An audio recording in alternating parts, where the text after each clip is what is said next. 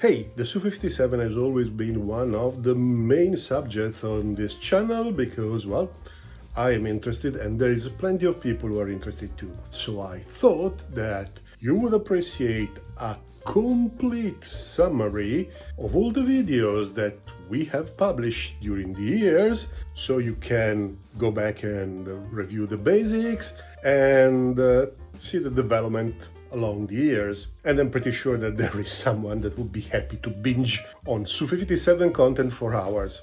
So enjoy!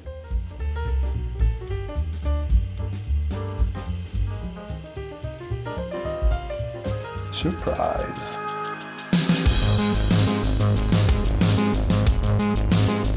Welcome to Millennium 7 Star, the channel that helps you make sense of military history and military technology. Please stay with me till the end, because the stuff that we're going to cover about the Su-57, as usual, is not easily found anywhere else on YouTube. The Su-57 is considered by many the Russian reply to the F-22. Well, if it is a reply to the F-22, it's coming way late, because the F-22 retirement has been already planned. However, there are declarations from the Russian chief designer, Alexander Davydenko, that they do consider the F-22 while designing the Sukhoi 57, but they try to do better.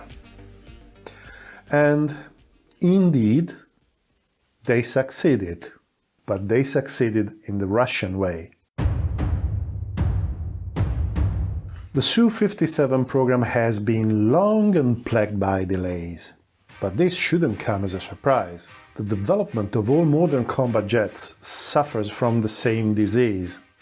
That's just the nature of the beast. The roots of the Su-57 program are deep within Soviet territory.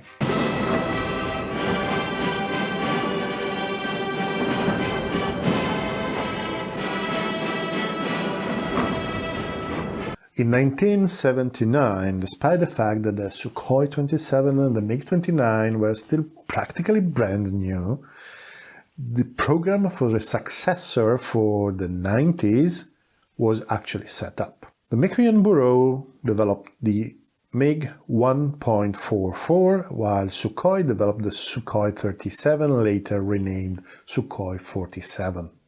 The fall of the Soviet Union in 1989 brought all these efforts to a halt.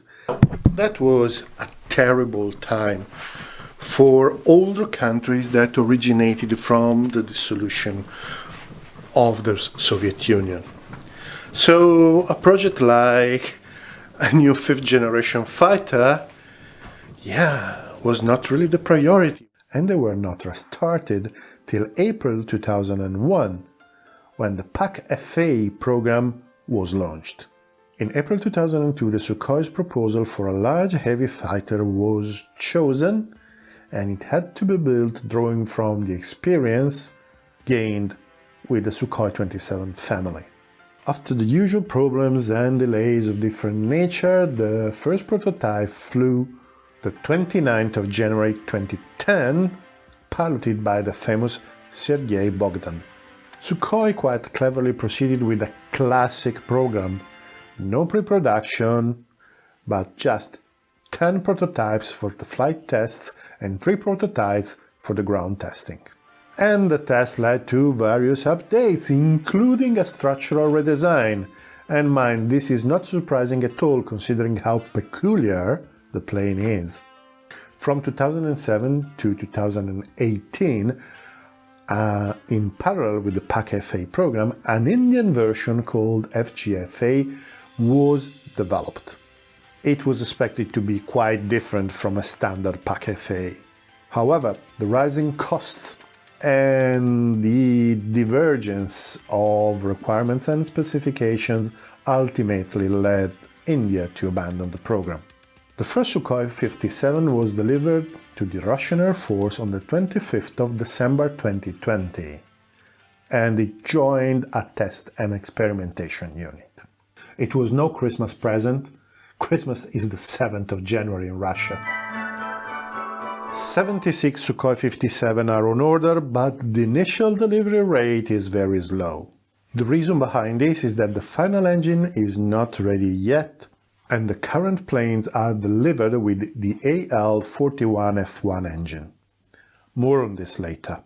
So with 76 planes, we may expect that within a few years from now, the Russian Air Force will have 3 regiments operational with the Su-57.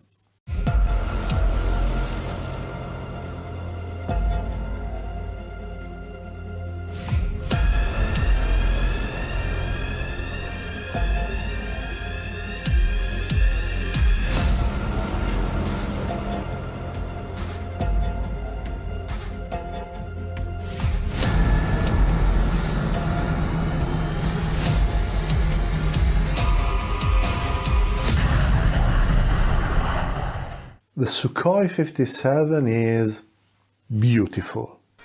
Marcel Dassault used to say, "If it looks good, it will fly well." Personally, I believe it is a urban legend. However, it is really an aircraft featuring very sophisticated aerodynamics. The general configuration is the classic one, wing plus tail planes. At first sight, it may seem to be a lifting body, but from the pictures available, it actually seems to have 3 separate bodies, a central fuselage and 2 nacelles hosting the engines on the side, all connected together by the central portion of the wing. The wing section outboard the engine nacelles seems like a delta wing, but overall I believe that it is such a complex contraption that probably escapes any specific classification. While seen from above, the wing has at least 3 different sweep angles. It seems to me to be quite a complex lifting device with various systems of vortices producing nonlinear lift. The outer section of the wing seems more normal, even because the presence of maneuver slats hints to a normal attached flow. And the same wing section hosts the flaperons and the ailerons. The tail planes, both vertical and horizontal, are entirely mobile, with the vertical tails doubling as aerobrakes. A real innovation, at least on a serially produced aircraft, is the use of levcons in the anterior part of the inner section of the wing. Please, please, please! They don't behave like canards. They're not 4 planes, and they're not even oversized slats. They behave totally differently. They are there to control the flow at the leading edge and govern the strength and the generation of the lifting vortices. They can move differentially, and the flight control system uses them, together obviously with the thrust vectoring and the tail planes, to make the airplane tremendously resistant to spin departures. The Su-57 is probably the most maneuverable aircraft ever built. It can fly at angles of attack well beyond 90 degrees. It can fly sideways at high yaw angles. It can translate laterally without pointing the nose in the direction of motion. It can even perform flat spins without losing height and with no loss of control. The nose pointing authority for a plane of that size and that performance is simply amazing. Some say that all these capabilities are not relevant in combat. Well, obviously the Russians beg to differ, and we will come to this. In the meanwhile, please have a look at the specification, and please be aware that no official numbers has ever been released, so what you see are just estimates. Should I present the specs, sir?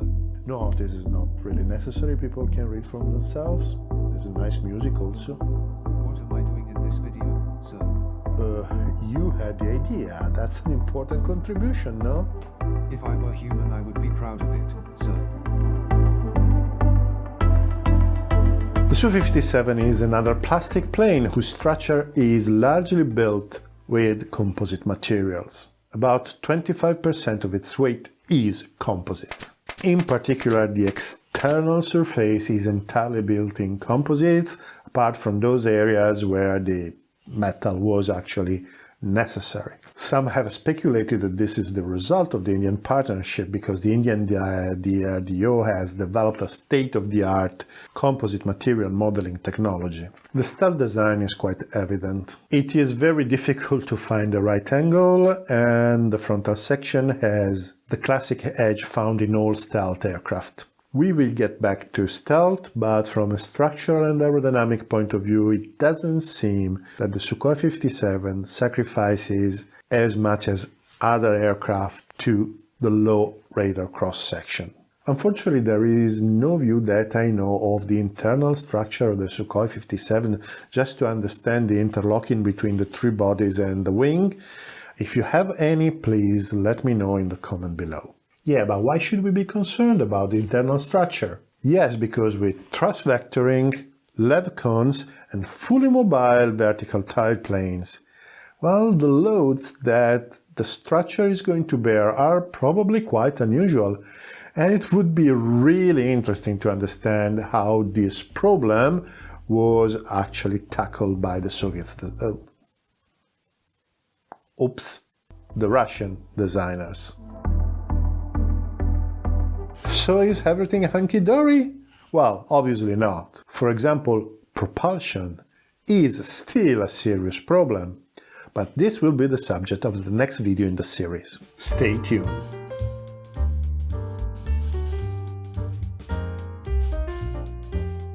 But in this video we will be talking about propulsion, which is an area where the Su-57 has a bit of a problem.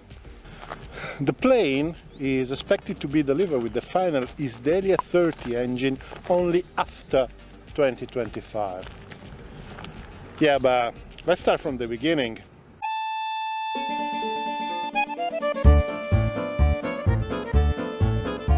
In 2002, shortly after the beginning of the PAC-FA program, the program that gave birth to the Su-57, it was immediately clear that a new generation of engines was required. At the time there was a competition between MPO Saturn, the heir of the Lyulka Design Bureau, and MPP Salyut, which is the descendant of the Tumansky Design Bureau.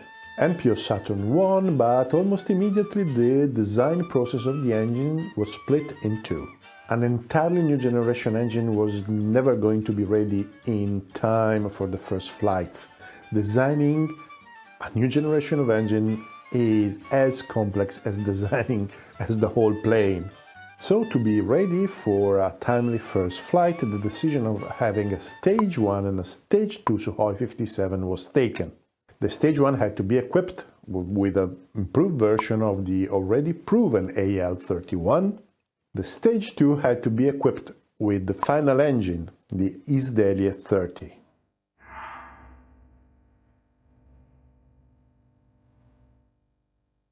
So the current engine of the Su-57 is the AL-41F1.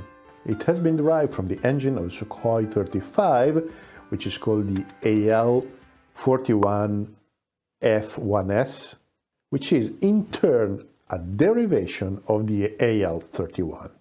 Compared with the original AL-31, it is bigger, it features a digital control unit, and it provides a lot more thrust. So the engine provides 93 kilonewton of dry thrust and 147 kilonewton with the afterburner. However, take these numbers with a pinch of salt because in Russian aerospace almost everything is secret. So some of the key numbers that we have are actually estimates. Otis, please, the specifications. The L-41F1 is a dual-spool, low-bypass, afterburning turbofan. The low-pressure compressor has 4 stages, the high-pressure compressor has 9 stages. Each spool has a single-stage turbine. The dry weight is about 1,600 kilograms. With a dry thrust of 93 kN, the thrust-to-weight ratio is 5.49. Thanks, Otis. Well, it is an advanced engine, a powerful one of the most advanced in the world, but is not devoid of problems. Its ancestor, the AL-31, requires a full overhaul at the factory after about 1,000 hours of flight. Western engines last much longer. I mean 4 or 5 times longer. We may expect the AL-41 to be a bit better, but definitely not radically better. Furthermore, we have reason to believe that the uprating actually reduced the reliability of the engine, which in turn influences the readiness of the aircraft. This was one of the issues that, at least allegedly, induced the Indians to abandon the joint program that they were having with Russia. However, the AL-41 is not destined to be completely dismissed and abandoned, because the export Su-57, if any, they will be equipped with the AL-41.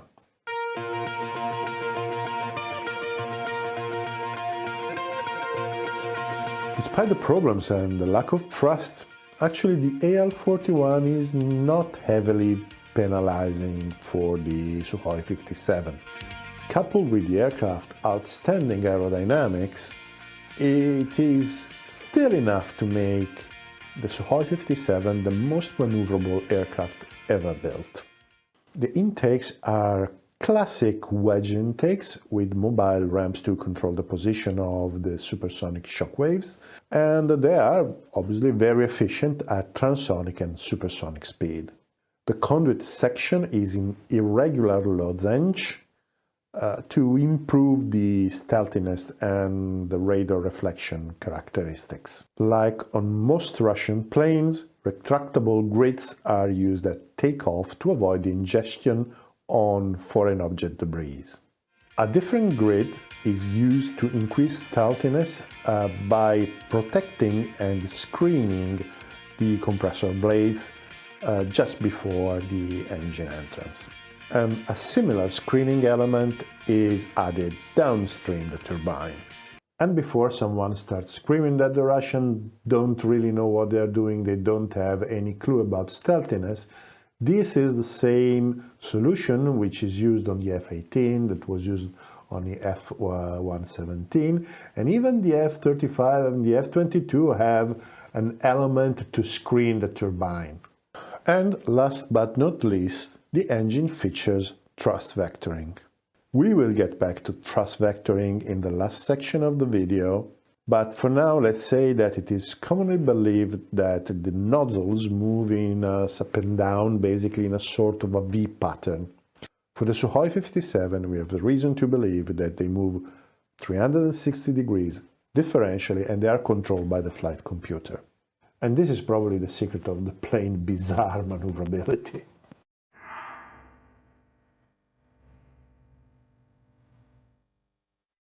The Product 30 is going to be the final engine for the Su-57. It has flown for the first time in 2017, and it is currently undergoing testing. The first Su-57 equipped with the Product 30 is expected to enter production in 2025. Now, NPO Saturn really made a leap forward with this engine. It will be a modern variable bypass ratio turbofan. It will feature a full authority digital control unit connected with the flight computer. It will have a modern plasma igniter, and last but not least, it will feature a new, lighter thrust vectoring nozzle with serrated panels. The dry thrust is expected to be 108 kN and the afterburner thrust 176 kN. Russian engines tend to be on the heavy side because, well, Russian engineering, I suppose, but also because the thrust vectoring engine is actually quite heavy normally. The Product 30 has changed all this, and the thrust-to-weight ratio with afterburner is expected to be around 11, which is pretty much in the same ballpark as the F-35 engine. And for those who always love to point out that Russia is so way behind the United States in terms of technology, well, this time you're right. Russia is probably 10 to 15 years behind. However, The entry temperature in turbine, which is a very important parameter to qualify the efficiency and performance of the engine, is expected to be a bit above the psychological barrier of the 2000 Kelvin. This will make the Product 30 the hottest engine in the world, even hotter than the F-35 engine. Yevgeny Marchukov, the Lyulka chief designer, is convinced that the combination of variable bypass and the plasma igniter will make the Product 30 less thirsty than the AL-41.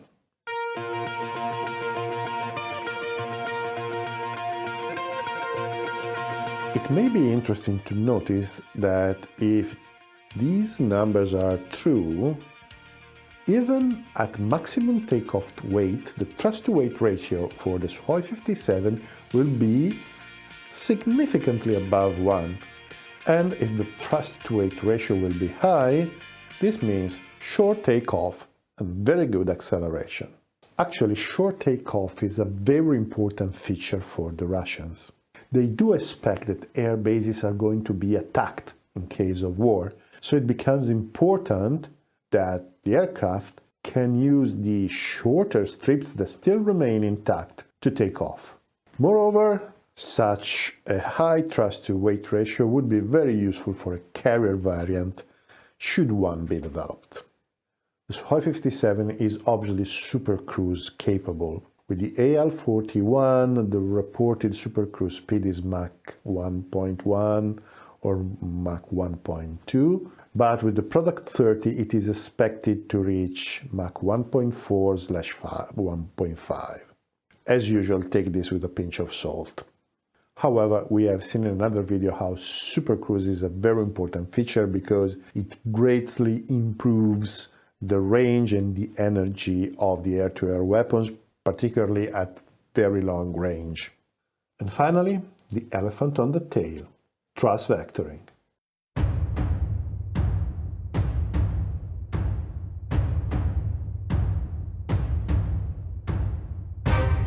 Well, obviously this is a controversial and misunderstood feature, and it would deserve a video in itself, which we actually did some time ago, and the link will be up here. The consensus is that thrust vectoring is of limited use, and in general similar performances can be reached with the correct design of the aerodynamic surfaces. The Americans investigated this concept quite extensively, and this was their conclusion. So the F-22 has a simplified thrust vectoring, the F-35 has none, and no European project actually features it. And when the United States Air Force could test the flanker on their own terms at the end of the Cold War, they had their view confirmed.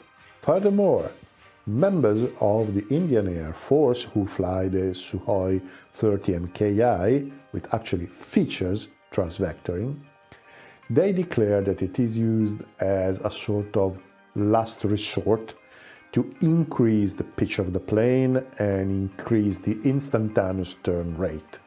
This will be used to point the nose at the opponent, but if the maneuver fails to shut down the enemy, then the aircraft is left very, very vulnerable.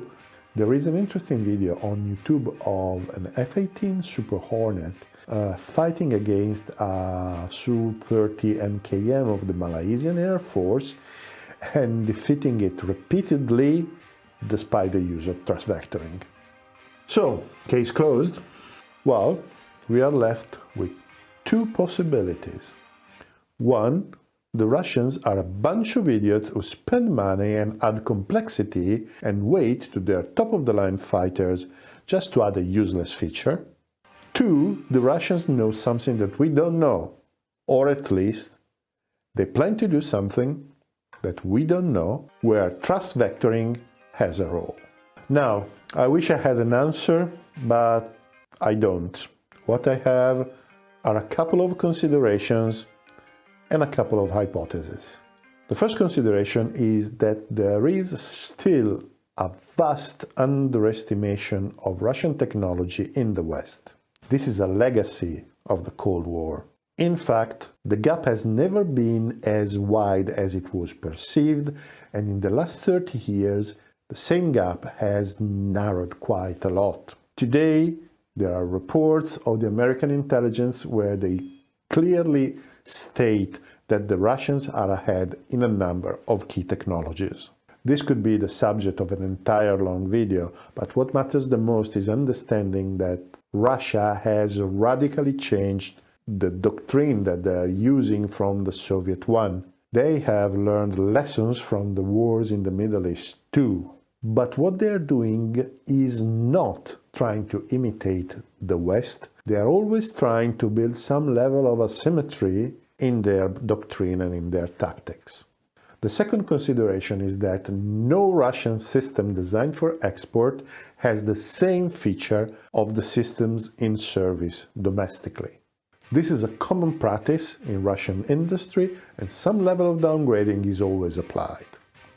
So there is a small but real possibility that should a confrontation with Russia erupt, the systems that the West is going to face are not exactly the same systems that has been faced in these years around the world.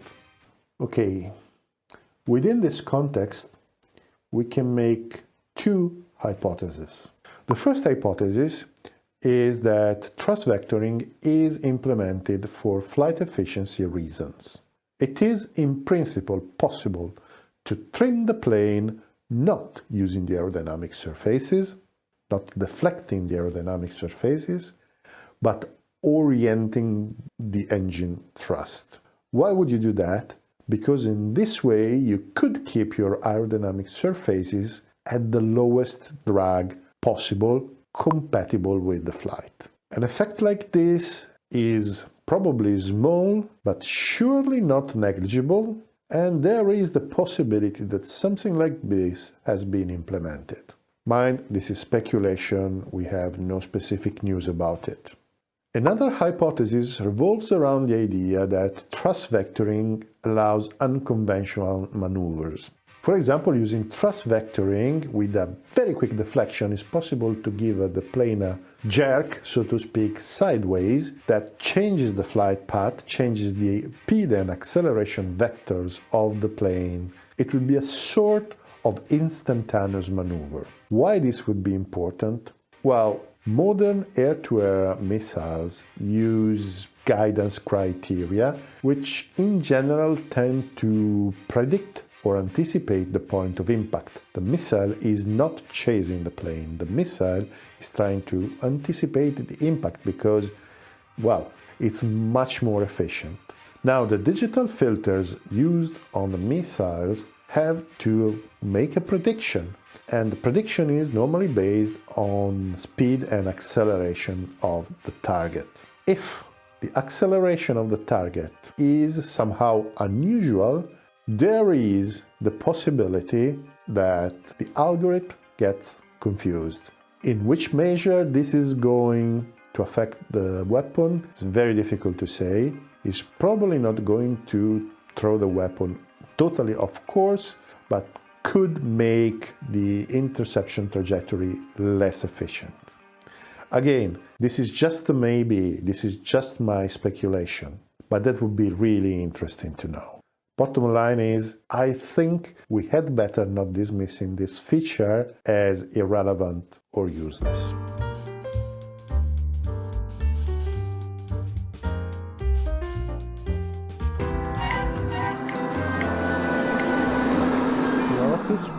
May I have a word, sir? Sure, what is it? Sir, how many episodes are you planning for the Su-57 series? Quite a few more actually, because, well, the aircraft is very peculiar and the hardware is little known, so there's not much stuff that I can give for granted. You may be interested to learn that one of the voice-activated coffee machines in the canteen of the upper floor of the Sukhoi Bureau Design Office uses... No, this has to stop. You will end up getting in trouble. Actually, no. I will end up getting in trouble because nobody will believe that you did it yourself.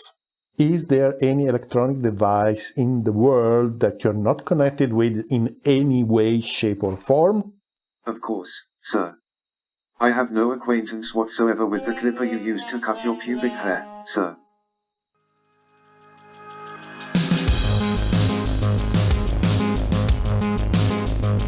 This is the third episode of the series dedicated to the Su-57, and in this episode we will start discussing the avionics and the systems. The previous episodes were about the general configurations, the aerodynamics, and the propulsion. And if you didn't watch those videos, there will be links above and there will be links below. The Su-57 for the Russians is a quantum leap. According to the designers, the system is entirely modular with a data bus connecting all the computers. I have found no mention of an open architecture in the same way it is used in Western designs, but I would not be surprised if the Russians had defined a minimum interoperability protocol, because that would just be the logical thing to do. Why it would be? Because an open architecture would allow for software updates without having to recertify and retest everything. Updating the software or adding a component would just be similar to what you do on your computer when you install a new application or you connect a new piece of hardware. Well, it's not that simple to be honest, but I think I got the point across. Always according to the Sukhoi Bureau, the plane has a lot of spare room and a lot of spare electrical power for new or upgraded systems. It has been designed with upgradability in mind. This is a favorable condition for the longevity of the aircraft, but also to accommodate any particular requirement that an export client may have.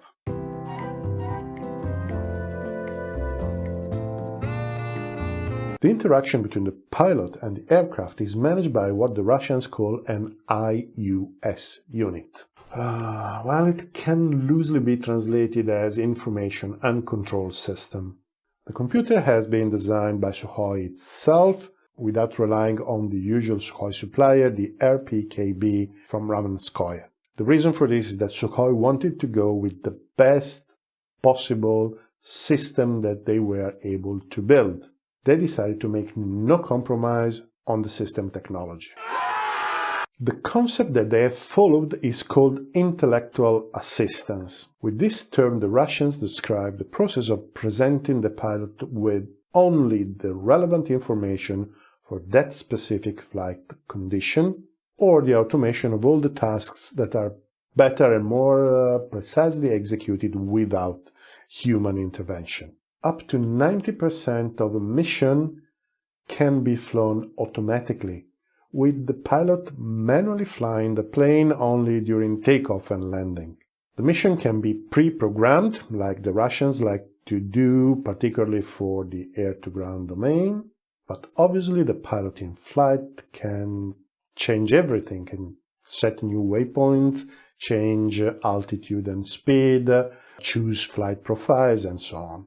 In this way, a large part of the pilot's attention can be focused on the mission itself. Some may say that this approach might reduce the amount of training required to effectively fly the plane, but I personally don't believe that they're going to go down that path because it may be very, very dangerous and may go wrong very, very quickly if things do not go as expected. We know that at least one test of automatic flying has been successfully conducted, with the pilot just sitting in the cockpit as a spectator. However, we don't know whether this is going to become an operational feature useful, for example, for high-risk suicidal missions. Well, honestly, it doesn't seem very likely, but many of the 6th generation fighters projects currently ongoing do include this optionally manned feature, which I'm still struggling to really understand if it could be useful in a real conflict, in real operational conditions. However, there is at least one case in which it could really be useful, that is, taking home a wounded or an unconscious pilot. The Su-57 has one of the richest sensor suite ever installed on a fighter. Actually, Piotr Butowski, in his book on the Su-57 Phanon, has a really interesting picture that summarizes all the systems installed on the aircraft, but yeah, I'm afraid I can't use this in the video. We will cover this in detail, but for now what's important to understand is that a lot of sensors means also the risk of information overload. So sensors and information fusion is an essential feature to assist the pilot's job.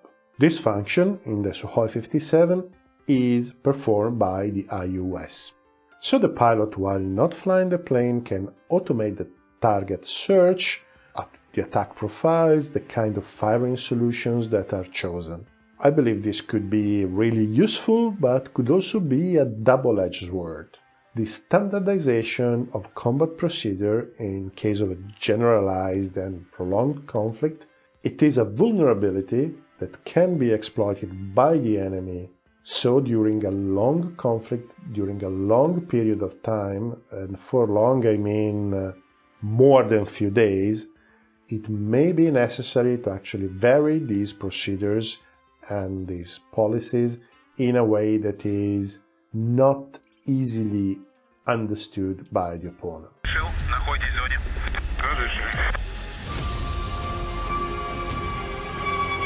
The Su-57 obviously features a secure data link, which we know very little about.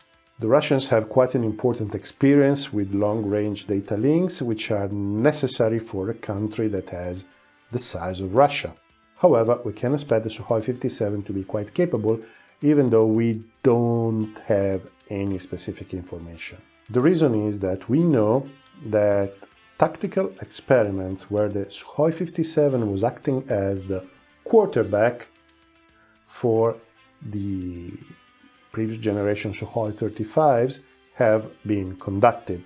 Yes, that's exactly the same function that the F-35 is supposed to perform together with the F-16s and the F-15s. We don't know the result of the test, but if the plane is interoperable with Su-35, we know that the Su-35 data link is quite capable.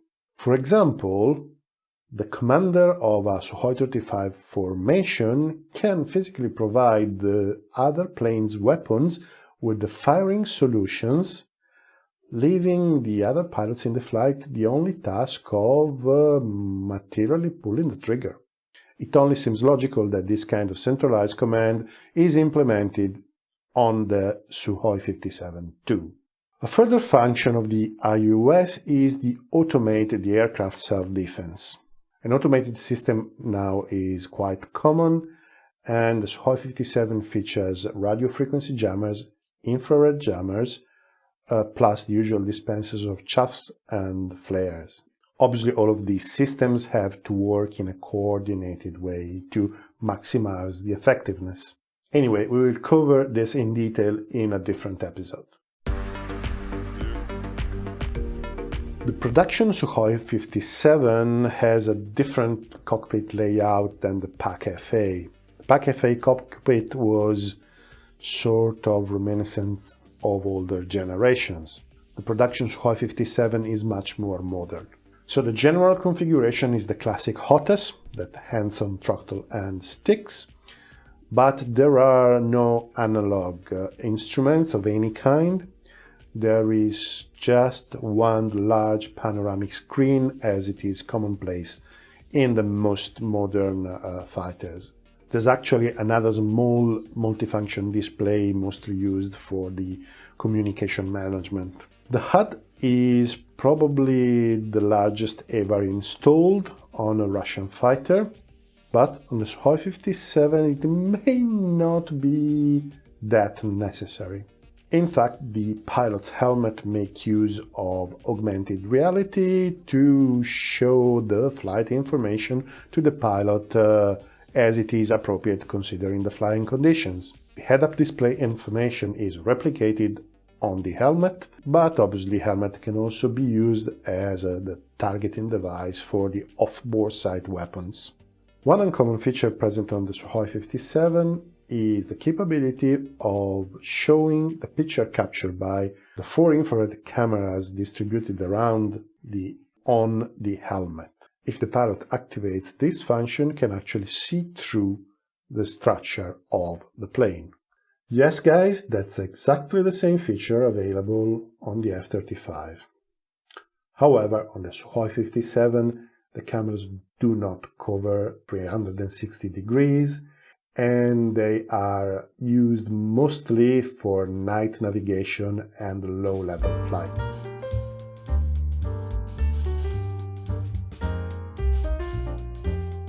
Hey, in this series we have already analyzed the Su-57 general configuration, the aerodynamic, the propulsion and the systems. Now it's time to dig deeper into the sensors.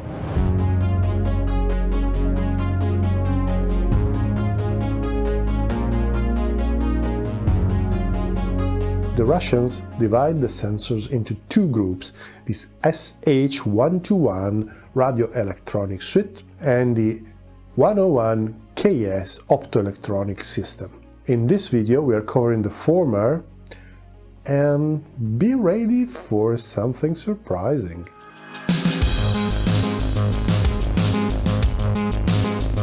The Su-57 has been provided with one of the most complex and complete radar suites in the world. The system integrator is the Tikhomirov NIP Institute, which in 2003 won the competition for the so-called MIRAS. It actually translates into Multifunction Integrated Electronic System. It consists of 3 elements. The N036 radar built by the NIP itself, the N036 SH-IFF built by GRPZ, and finally the L402 ECM suite built by NERTI. The SH-121 produces fully correlated tracks that are provided to the IUS, the system that we have already described, links above and below, and those tracks can be used obviously for presentation and analysis by the pilot.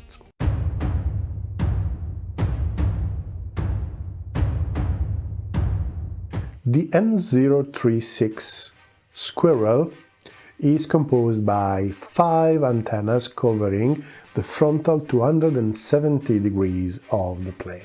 They are controlled by 2 computers called Solo 2101, built in Russia by GRPZ. The system is unique for a fighter since it can operate in X-band and in L-band, with the computers taking care of the sensor integration. The central antenna under the radome in the nose is working in X-band, and it is an AISA array composed by 1514 modules.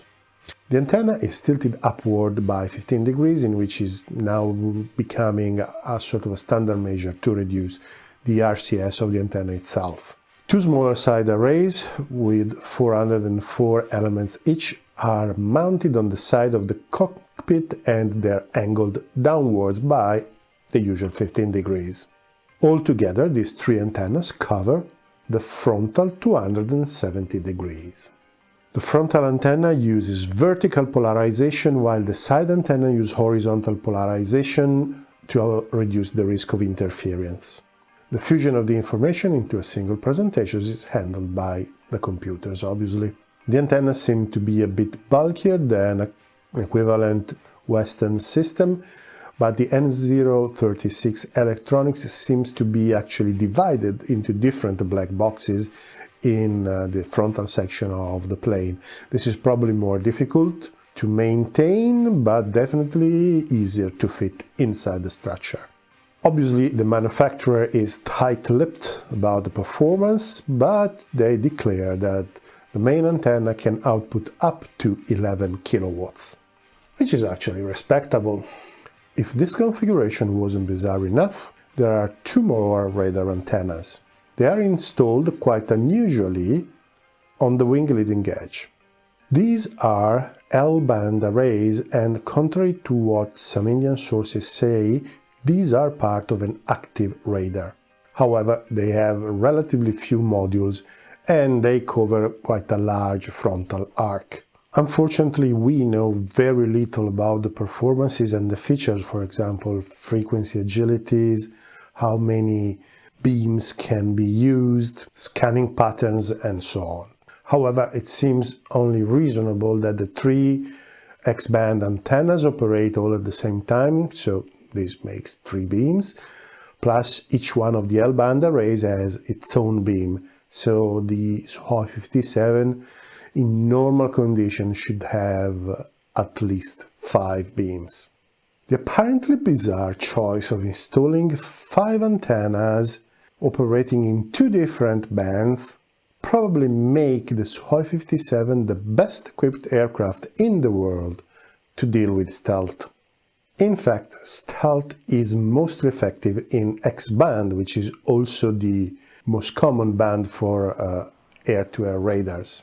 In the L-band, the radar-absorbing materials are less effective, 20 to 30 dBs less effective, and while the geometric stealth is still reducing the RCS, the small details like all those serrated panels, the fillers between the panels and so on become pretty much irrelevant.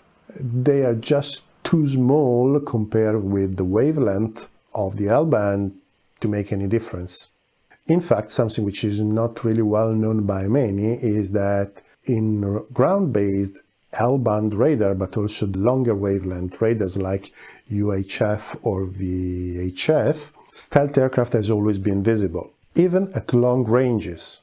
Actually, the lower the frequency, the longer the wavelength, the longer is the range against stealth aircraft.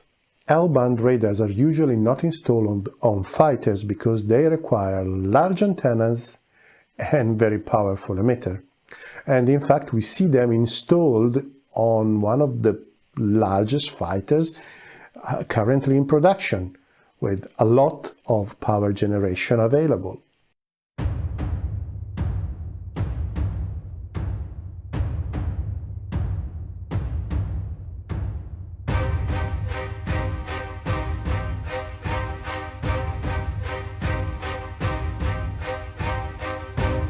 One might be justified to think that this kind of radars make stealth useless, but this is not the case.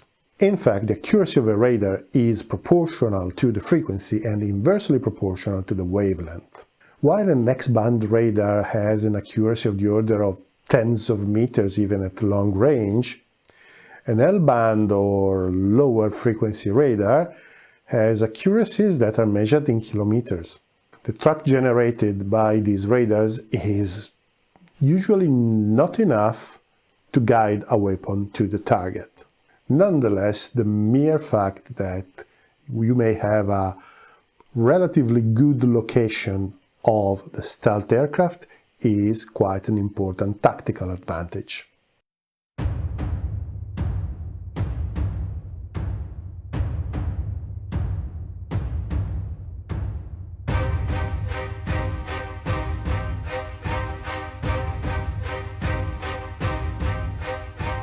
In the comments of the previous videos of this series, there were plenty of people telling me that the Su-57 would have been shot down by the F-22 even before knowing that the F-22 was there.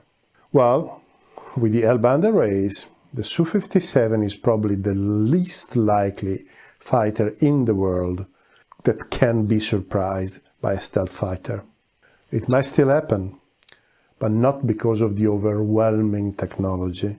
It will happen because of clever tactics and an intelligent use of operational surprise.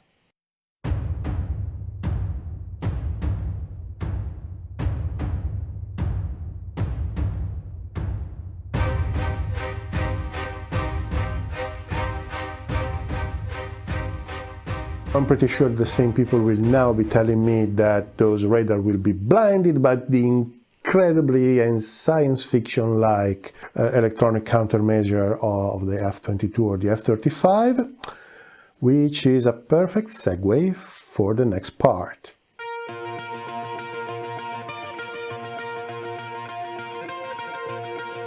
The L402 Electronic Intelligence and Countermeasure Suite is the least known component of the SH-121. And of course these secrets are the most closely guarded because their effect on the battlefield, should we get into a real confrontation, could be crucial and could make the difference between winning and losing. Actually, having a full knowledge of the electronic signature of the L402 for the opponent is being halfway there in trying to make it useless. At the core of the L402 there is another solo computer, version 21.402, designed specifically for the task. The computer communicates with the aircraft arrays. There is a large dedicated array in the tail of the aircraft, but the L402 is also using the radar arrays. So when the radar is not in use, the L402 is using the arrays to monitor the external environment. I suspect there is some sort of multiplexing mechanism to share the arrays between the two systems. With the AESA arrays, it's probably possible to switch very quickly from the radar mode to the listening mode and vice versa. What we don't know and what is not clear is where actually the track correlation is going to happen, either directly in the L402 or is passed upward to the SH-121 or potentially even directly to the IUS. What we know though is that the operating mode is largely automatic. The L402 analyzes the threats, prioritizes them, and eventually starts jamming them. I was unable to find if the jamming antennas, jamming devices, are the usual arrays that in the tail and the 5 radar arrays, or there are some dedicated antennas which may seem likely, but as I said, I didn't find any particular reference about that.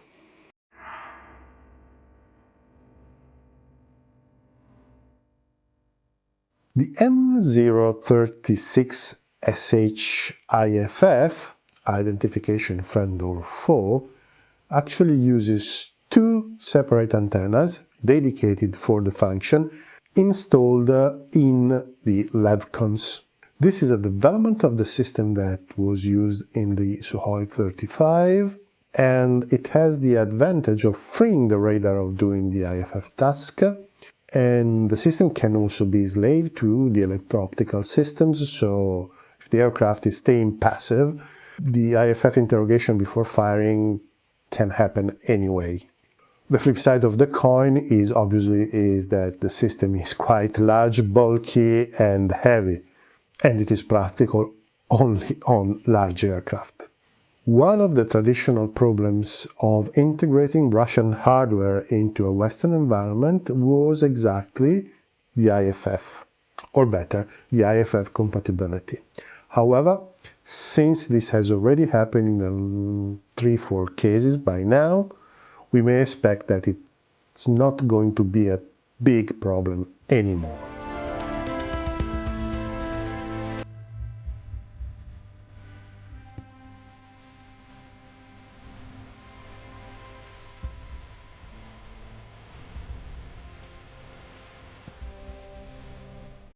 So there you have it. These are the electronic sensors on the Sukhoi 57, the only aircraft in the world that has 5 radars, antennas, and maybe 6 in 2 different bands. As a final comment, it may be worth noting that these are not the kind of solutions that you're going to find in the West, and that in general Russian electronics tend to be heavier and bulkier than the Western counterparts, but this doesn't necessarily mean that are working less effectively. As usual, I hope that presenting the fact that a different world is possible is just making you think.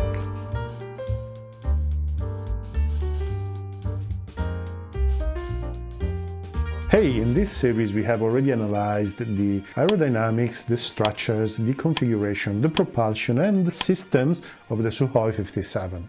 Now it's time to dig deep into the sensors. The Russians divide them in two groups, the SH-121 electronic suite and the 101 KS electro-optic system. In this episode, we cover the electro-optics. Intro. The 101 KS electro-optic suite is developed by which is actually acts as the system integrator. The code name during the development was Atoll, so this is another name that is commonly used to refer to it. Even in this case, the critical information is secret, but as usual, we probably know enough to make some educated guesses. So the Atoll has a double purpose. The first is to contribute to the situational awareness in the optic and infrared domain. The second is to defend the aircraft from missile attack with a large degree of automation and autonomy. And to do so, it actually integrates several different subsystems.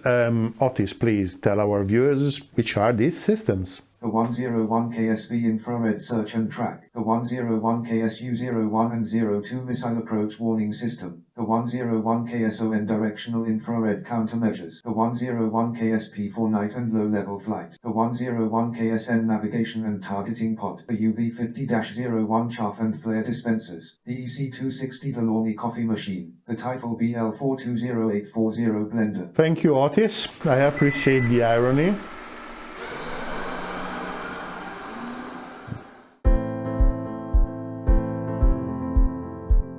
So the Su-57 infrared search and track is just an air-to-air sensor, but it is integrated with all the other sensors in the data fusion, which is a peculiar characteristic of this aircraft. Always remember that an infrared search and track is not a forward-looking infrared. The infrared search and track is not a tool to produce images, albeit every modern aircraft is actually capable of doing so.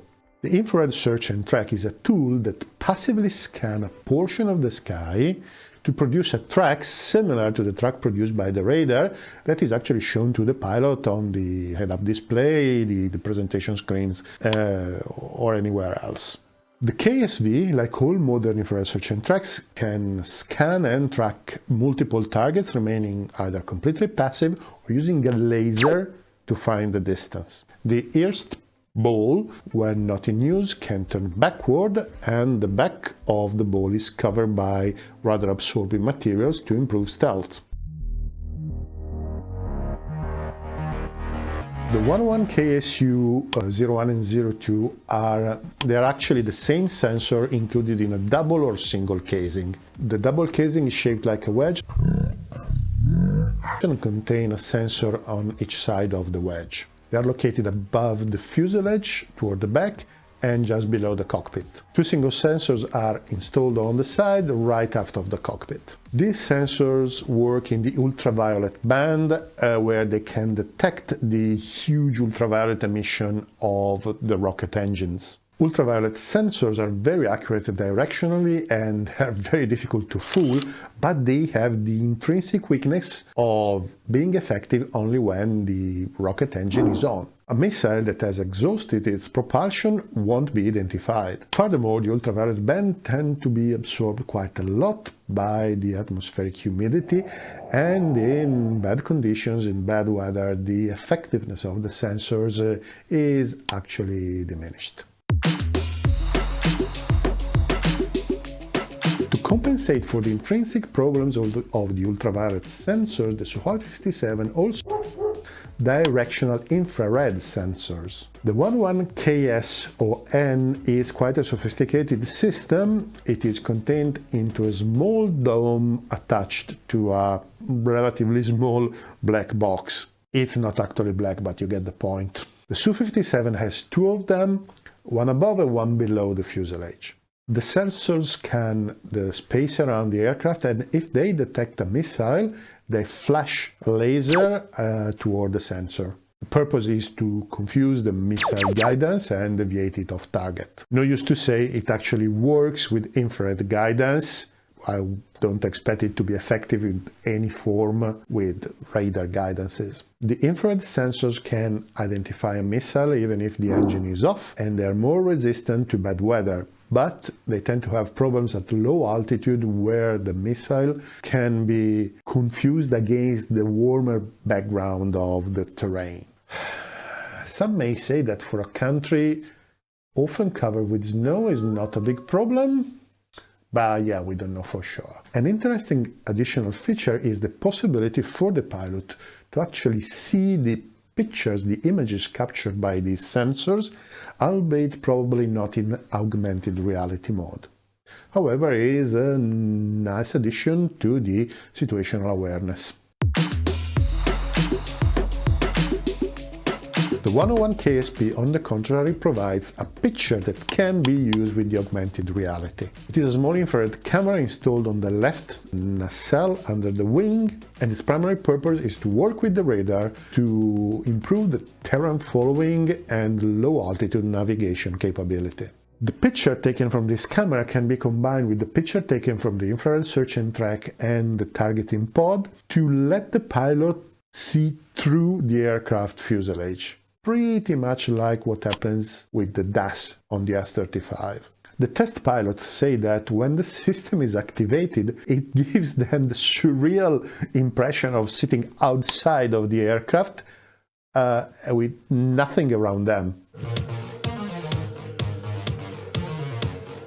The 101 KSN is a bespoke system developed specifically for the Su-57. The designers explicitly said that it was inspired by the American Sniper X and it has roughly the same capabilities. Like many pods of this type, it has a rotating optical assembly with a visible light and medium infrared sensor. It can lock onto a target and track it while the aircraft moves. Like other targeting pods, it has an infrared laser that can be used for various purposes. It can be used as a laser designator, it can be used as a telemeter, or it can be used as a marker for the troops on the ground or other assets.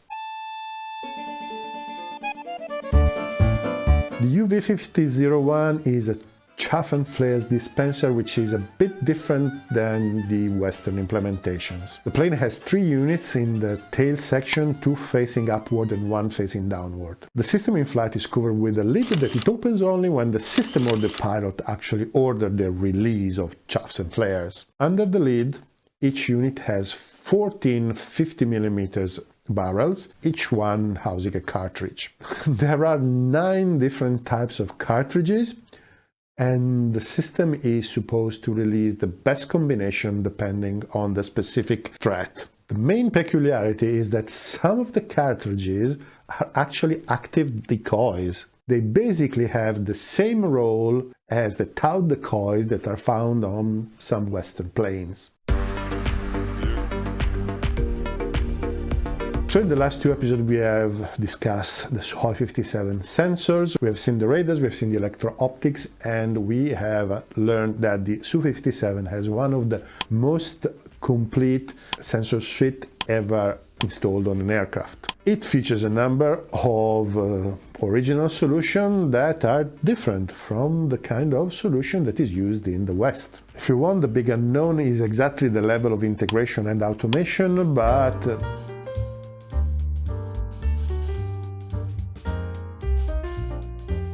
if you are a military aircraft fan, you may already know an interesting fact. Fins of the AMRAAM have been clipped to fit into the base of the F-22. Amateurs.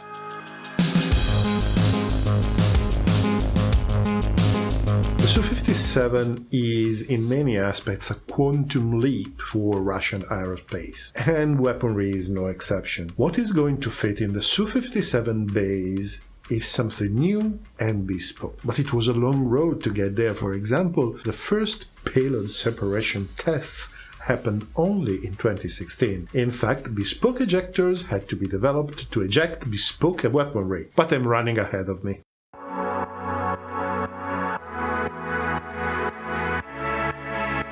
The Su-57 has 2 large weapon bays in the center fuselage between the engine nacelles. 2 small armpit bays are placed under the wing in the form of protruding fairings. The Russians call them quick launch bays. The two ventral bays contain the main armament, while the two armpit bays contain one single weapon, the Wimpel R-74 M2.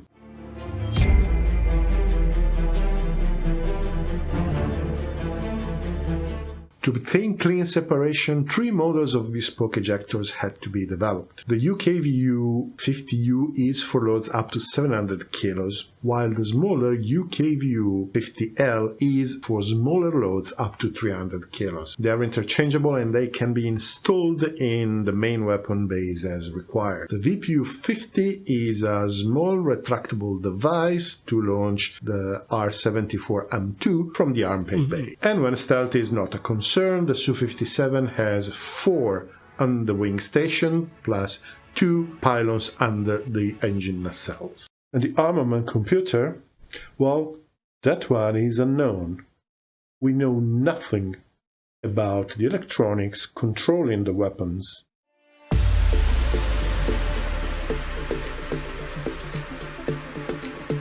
The Su-57 features a cannon. It uses the NNPU-50 mount containing the classic GSH-301 single-barrel 30mm cannon. It has a relatively modest 150 rounds available and it is located at the root of the right wing. All considered is a pretty traditional installation. More interesting is the fact that since Russian weapons tend to be a bit bulkier than the Western equivalents, some bespoke weapons had to be developed for the Su-57. The already mentioned R-74M2 is an improvement of the R-74 already in service with the Russian Air Force, which in turn is a development of the R-73.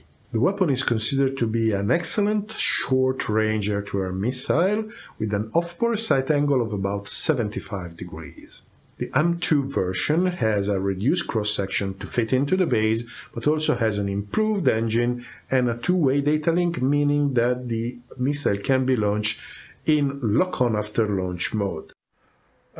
Actually, it was the perfect opportunity to evolve the weapon. The R-77 was considered to be the equivalent of the American AMRAAM, and since the appearance of the AMRAAM D version, it was a bit lagging behind.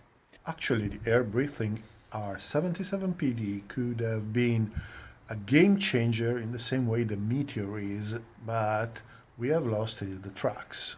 We don't know if it is still being developed. We don't know if there is any plan to actually produce it serially. Visually, the R-77M looks different than the R-77 because it has abandoned the distinctive grid fins. They have been replaced by conventional aerodynamic surfaces, apparently the reason being to reduce the radar signature. Apart from this, the weapon has been vastly improved. The seeker is completely new, is now an AESA radar with all the advantages that come with this type of radar. Since the more modern electronics require the less room inside the fuselage of the missile, the fuel fraction has been increased. The propulsion is a modern dual-pulse engine, but with an interesting feature. The interval between the launch impulse and the sustained impulse is variable and programmable at launch. In this way, the weapon energy management is much more versatile, and it should translate in a much better terminal energy. In July 2017, Wimpel started the firing test of the Isdelie 810, a very long-range air-to-air missile designed explicitly to fit inside the base of the Su-57. Very little is known about this weapon. It seems to be the last derivative of a family of heavy air-to-air weapons, starting with the R-33, evolving in the R-37 and R-37M. These are powerful weapons with ranges up to 300 kilometers in ideal conditions and with large dual-mode seekers. The Isdelie 810 is expected to be an even improved version of these weapons. We can only wait and see.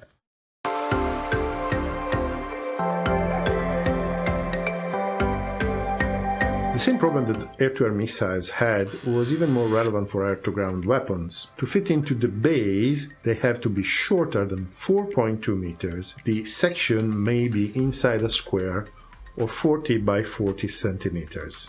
The main weapon seems to be a missile known as KH-69, and very little is known about it. We know that it has a square fuselage and two weapons can fit snugly inside each bay. It is a medium-range cruise missile, roughly equivalent to the European Storm Shadow, designed to attack high-paying targets at known coordinates. A KH-59M2 exists and seems to be the export version of the KH-69, and it is already available on the market. However, it is not clear which of the two has been really developed before. Another bespoke design is the Raduga KH-58U SHK, which is again a bespoke version of the already existing Raduga KH-58U. The KH-58U has been modified with foldable fins to fit into the base, and the opportunity has been seized to actually improve, as usual, the seeker and the engine. And with the new engine, the missile can reach a remarkable Mach 3.6.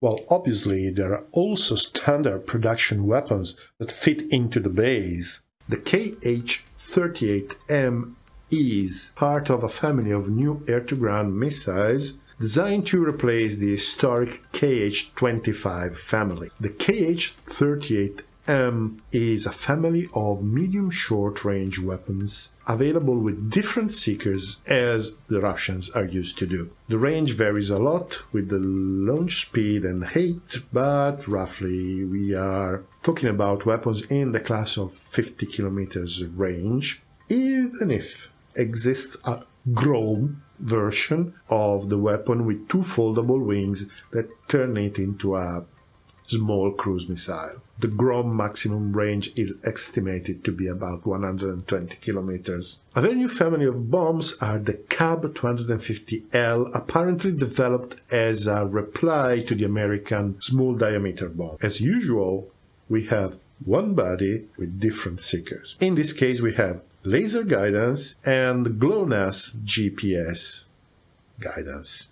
There is a larger version, the CAB 500, that doesn't fit into the base, but it can be transported on the external stations. And this reminds me to say that the Su-57 has been integrated with most of the weapons available in the Russian arsenal.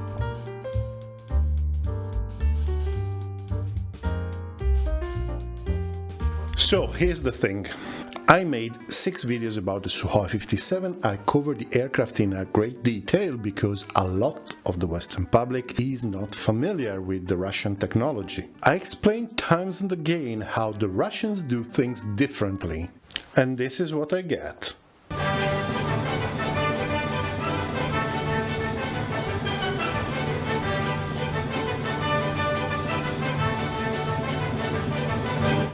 So let's address some of these comments, and let's address the last big subject that has remained unexplored: stealth. So stay till the end.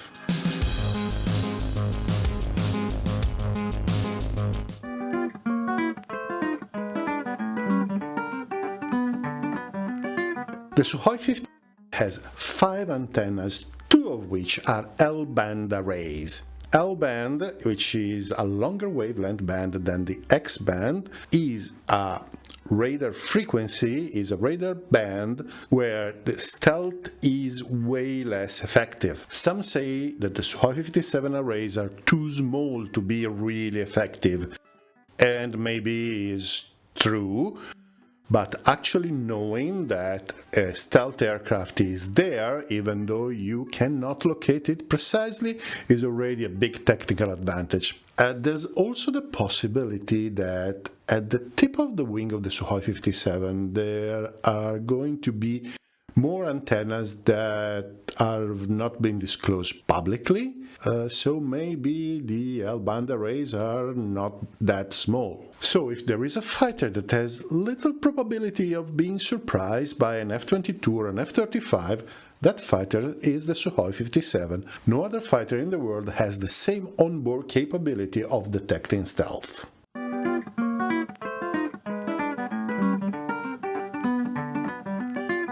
It is surprising how many people actually take this as a fact and not for what it is. It is actually the United States Air Force doctrine. So this is the way the Air Force is going to fight the next war. And it may well work, but we are not guaranteed. Until there is a confrontation with a near-peer opponent, we don't know if this doctrine is actually working or not.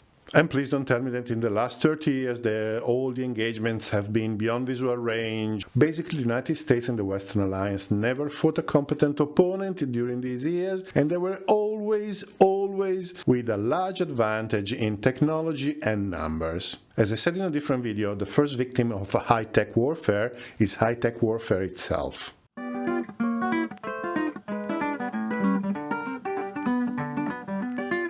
Yes, it's true, exposed rivets and large seams have been seen, but this is a superficial analysis. Wait till the end when we speak about stealth.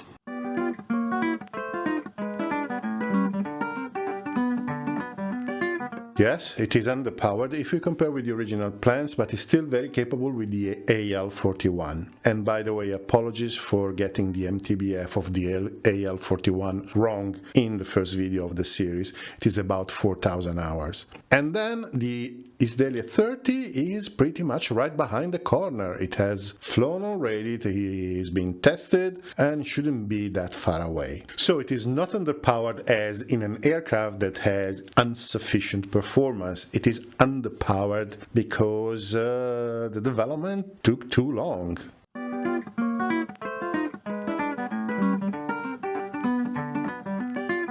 Yes, of course, this is true, but you have to consider that the F-22 was developed when Russia was during the impasse of the 90s. It was a terrible time for them, where development pretty much arrested. They had famine. They had deaths. That was a terrible time for Russia. And when finally full-scale development actually resumed, they accumulated some delays. And to be honest, there were also other priorities, some asymmetric priorities to the precedence on the Su-57. For the Russian airspace, the Su-57 is a quantum leap that they're trying to do, and these projects take 20-25 years, give or take.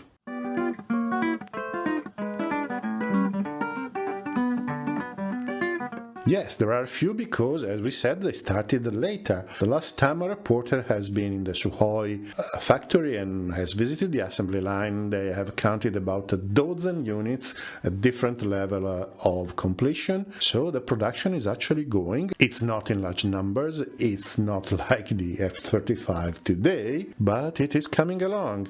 And by the way, I don't think that they do a press release every time they deliver one, so we don't know exactly how many are in service now.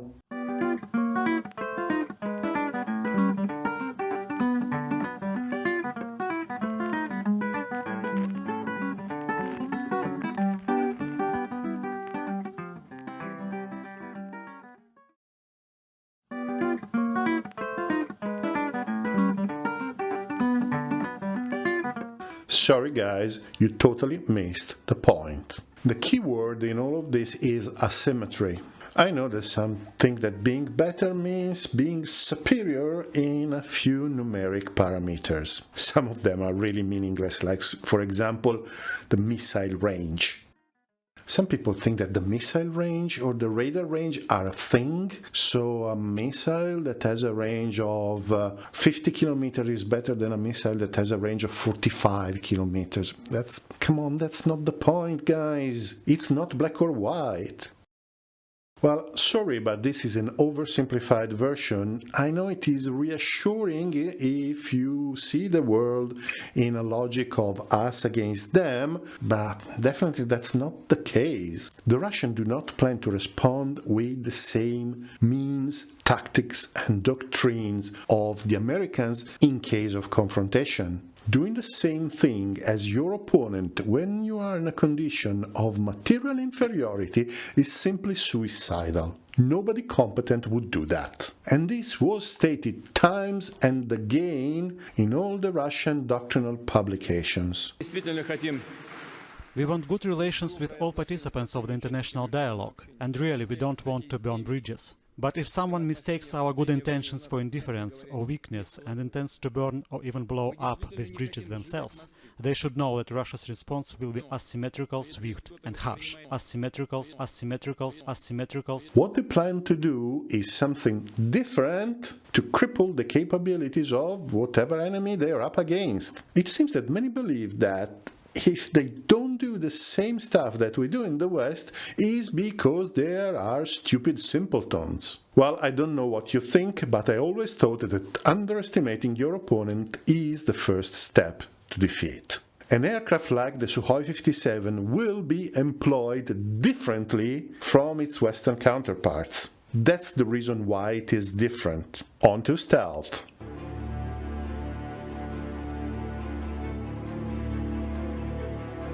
So when you speak about stealth, there is a number that is thrown around freely, that is the radar cross-section. The radar cross-section is defined like this.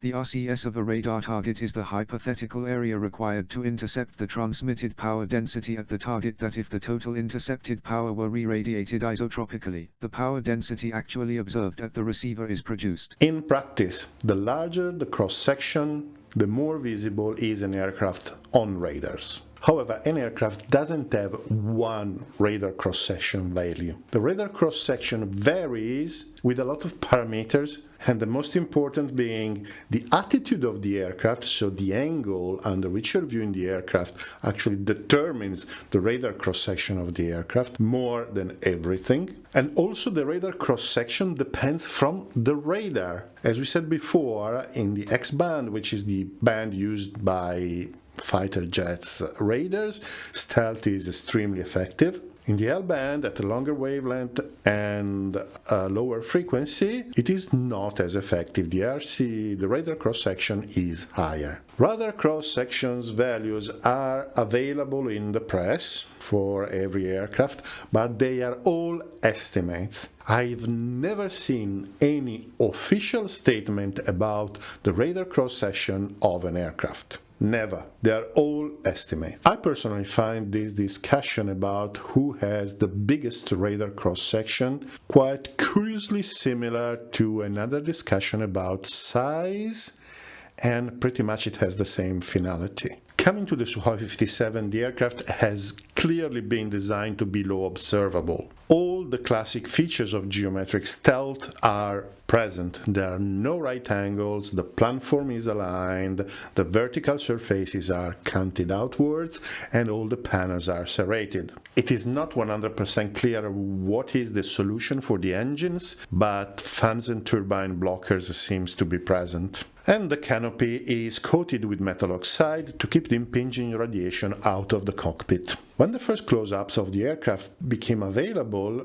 it was clear that there were a lot of exposed rivets and very large gaps. And the obvious explanation is that those Russian simpletons do not have the sophisticated technology required for the small tolerances that we see on the American aircraft. The misunderstanding derives from the fact that the Su-57 prototypes are all different. Many of them have just been built for testing the flight systems, testing the aerodynamics, testing the engines, but not the combat systems. Many of them do not have any form of coating or rather absorbing materials. And no prototype was ever brought to the production standard. The production aircraft looks much smoother, and many of the exposed rivets and many of the gaps have been covered. there are way fewer metallic parts exposed. About 70% of the external surface of the aircraft is actually composites, and those composites have been designed to be radar absorbing, and in fact they have been made with a relatively unusual variety of electrically conductive carbon fiber. The tolerances are reduced, albeit they are not as tight as we see on, for example, the F-35. Making those mold tolerances is not anything particularly difficult, but I believe that in this case we are in the presence of the usual Russian compromise to make the aircraft more resilient to damage and wear and tears. And mind that the gaps between the panels now are filled with conductive material and most of the exposed rivets are gone. We also know that the Russians use radar-absorbing paint, and the aircraft is painted and all the metallic parts are painted. Some analysts have reason to believe that the Russian radar-absorbing materials are still not as effective as the American ones, but there is no doubt that the aircraft is reasonably low observable in its final configuration. It is pretty much impossible to say how stealth an aircraft is just by studying it from the outside, but definitely the proposition that the aircraft is not stealth doesn't seem to be justified. And to be honest, a lot of the statements that you read on the internet about the Su-57 are not justified.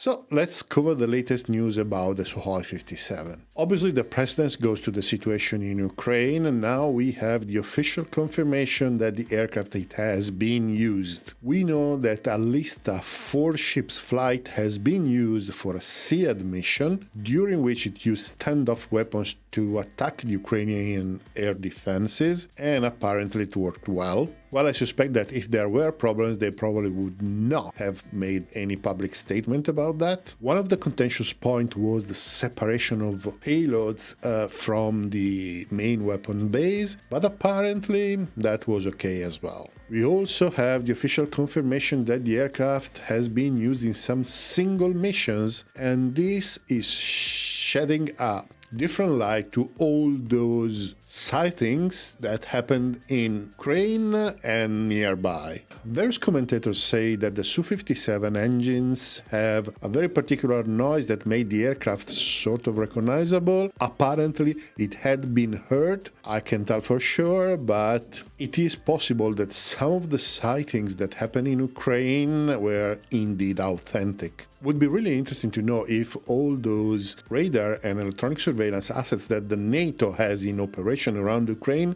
did indeed caught anything on their sensors that could have been a Su-57. That I would like to know. At the end of 2020, the first serial Su-57 has been accepted by the Russian Air Force, and the production is going on. As far as we know, we have 5 or 6 production aircraft delivered, albeit 2 of them might be pre-production units. Plus, there are probably 1 or 2 prototypes that have been completed to the production standard. The total order for the Su-57 is 76 aircraft that are going to equip 3 regiments. Sukhoi is now expected to deliver 22 aircraft by the end of 2024. These will be all equipped with the AL-41 engine.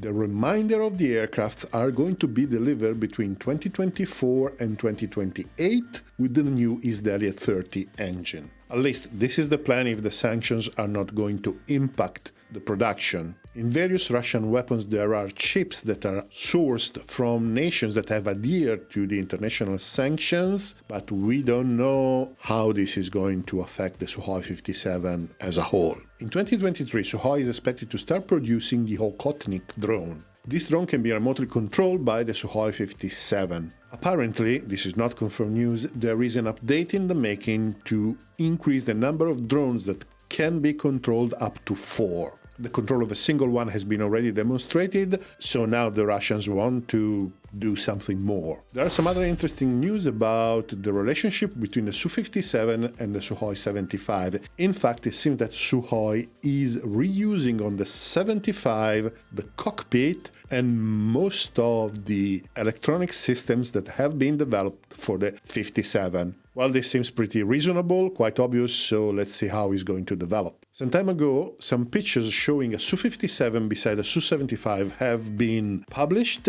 and we all realized that the Su-75 is not much smaller than the Su-57, and that was something interesting in itself. In 2020, it was confirmed that Algeria had signed an order for 14 units of the aircraft as the first foreign customer, but now we have sort of lost track of that order, so we don't know exactly what is going on. However, it seems that contacts between Russia and India started again about possibility of selling the aircraft to India again. I'm saying again because originally India was supposed to be part of the development of the aircraft, but then they pulled out for a number of reasons.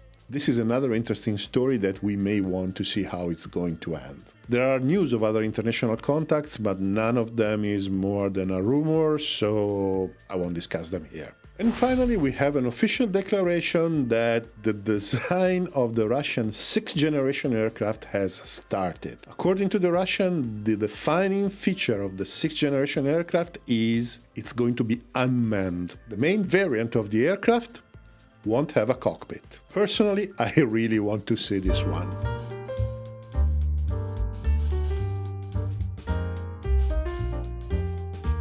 I'm very happy. In the previous video about the Su-75 checkmate, I asked for the trolls to come out of their caves and leave comments, and they did it! It is so funny. Look at what they left.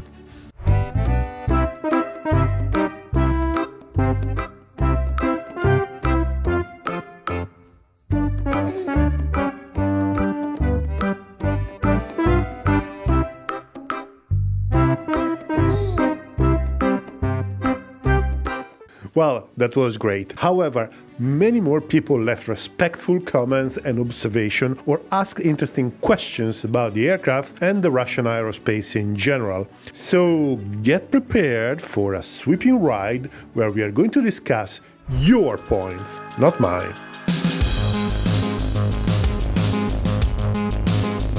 So, Otis, please. On the topic of modern composites, the Russians lag far behind the US and West. Yes, Russia lags behind the Western aeronautical industry, but not far behind. Russia doesn't lack the chemical or structural know-how to manufacture composites. In the civilian sector, they are commonly used and the industry is quickly expanding. In the military aerospace sector, though, they started late, so it's not clear, for example, the level of tolerances that they can reach or what they can bake into the composites in terms of typically of radar absorbing materials or other features. The Su-57 panels, though, as far as we know, are quite sophisticated. And by the way, the leading composite industry in the world is in UK and France, not in the United States. Here is all I need to know about the Russian arms industry. Russia has to overestimate on their stat sheets, otherwise they wouldn't be marketable or competitive. I love your work, but I can't help but be skeptical about anything Russia claims. I hear this objection times and times again. This is a logical fallacy. First, accordingly to the same logic, I could say that I don't believe that the NGAD program exists. I don't believe that the F-35 could do even a quarter of what they claim. Or I don't believe that the AM-260 is a real thing. Where is the proof of their existence? Where is the proof of their performance? You understand that we don't get very far with this, okay? Second, always according to the same logic, what makes you think that we know everything? What makes you think that the Russians don't have capabilities in reserve that they are not using or showing on purpose, like the Americans are supposed to do? Take the famous comparison between the Rafale and the F-35 made by the Egyptians. Many took it at face value immediately with no verification, while there are serious reasons to doubt it ever happened. This is simply prejudice. It's not even worth discussing anymore. The only AI plane currently is that test F-16 with an AI pilot. Well, the Turks may have something to say about this, but however, the Su-75 is the first aircraft designed with the possibility of being built as a high-end UCAV as a variant of the aircraft itself. It's not a different vehicle that operates with the aircraft, like for example for the GCAP or the SCAF. It is a variant of the same aircraft. Su-35 and 57 have both the capability of executing a mission without the pilot's intervention except for takeoff and landing. It is not just an autopilot. The system can fire weapons and react to simple and immediate dangers. We may expect some more sophistication from the Su-75, actually. I seriously doubt that this thing is going to amount much. The Su-57 couldn't be produced before sanctions and they have less than 10 over a decade, etc. So, two interesting points here. The effect of sanctions on Russian economy is not what is represented in the shared version of mainstream media. And there is no secret here, the data are publicly available, and while there have been a few doubts at the beginning of the war, not one international outlet is questioning them now. It is simply news that don't appear in mainstream media. You have to look for them.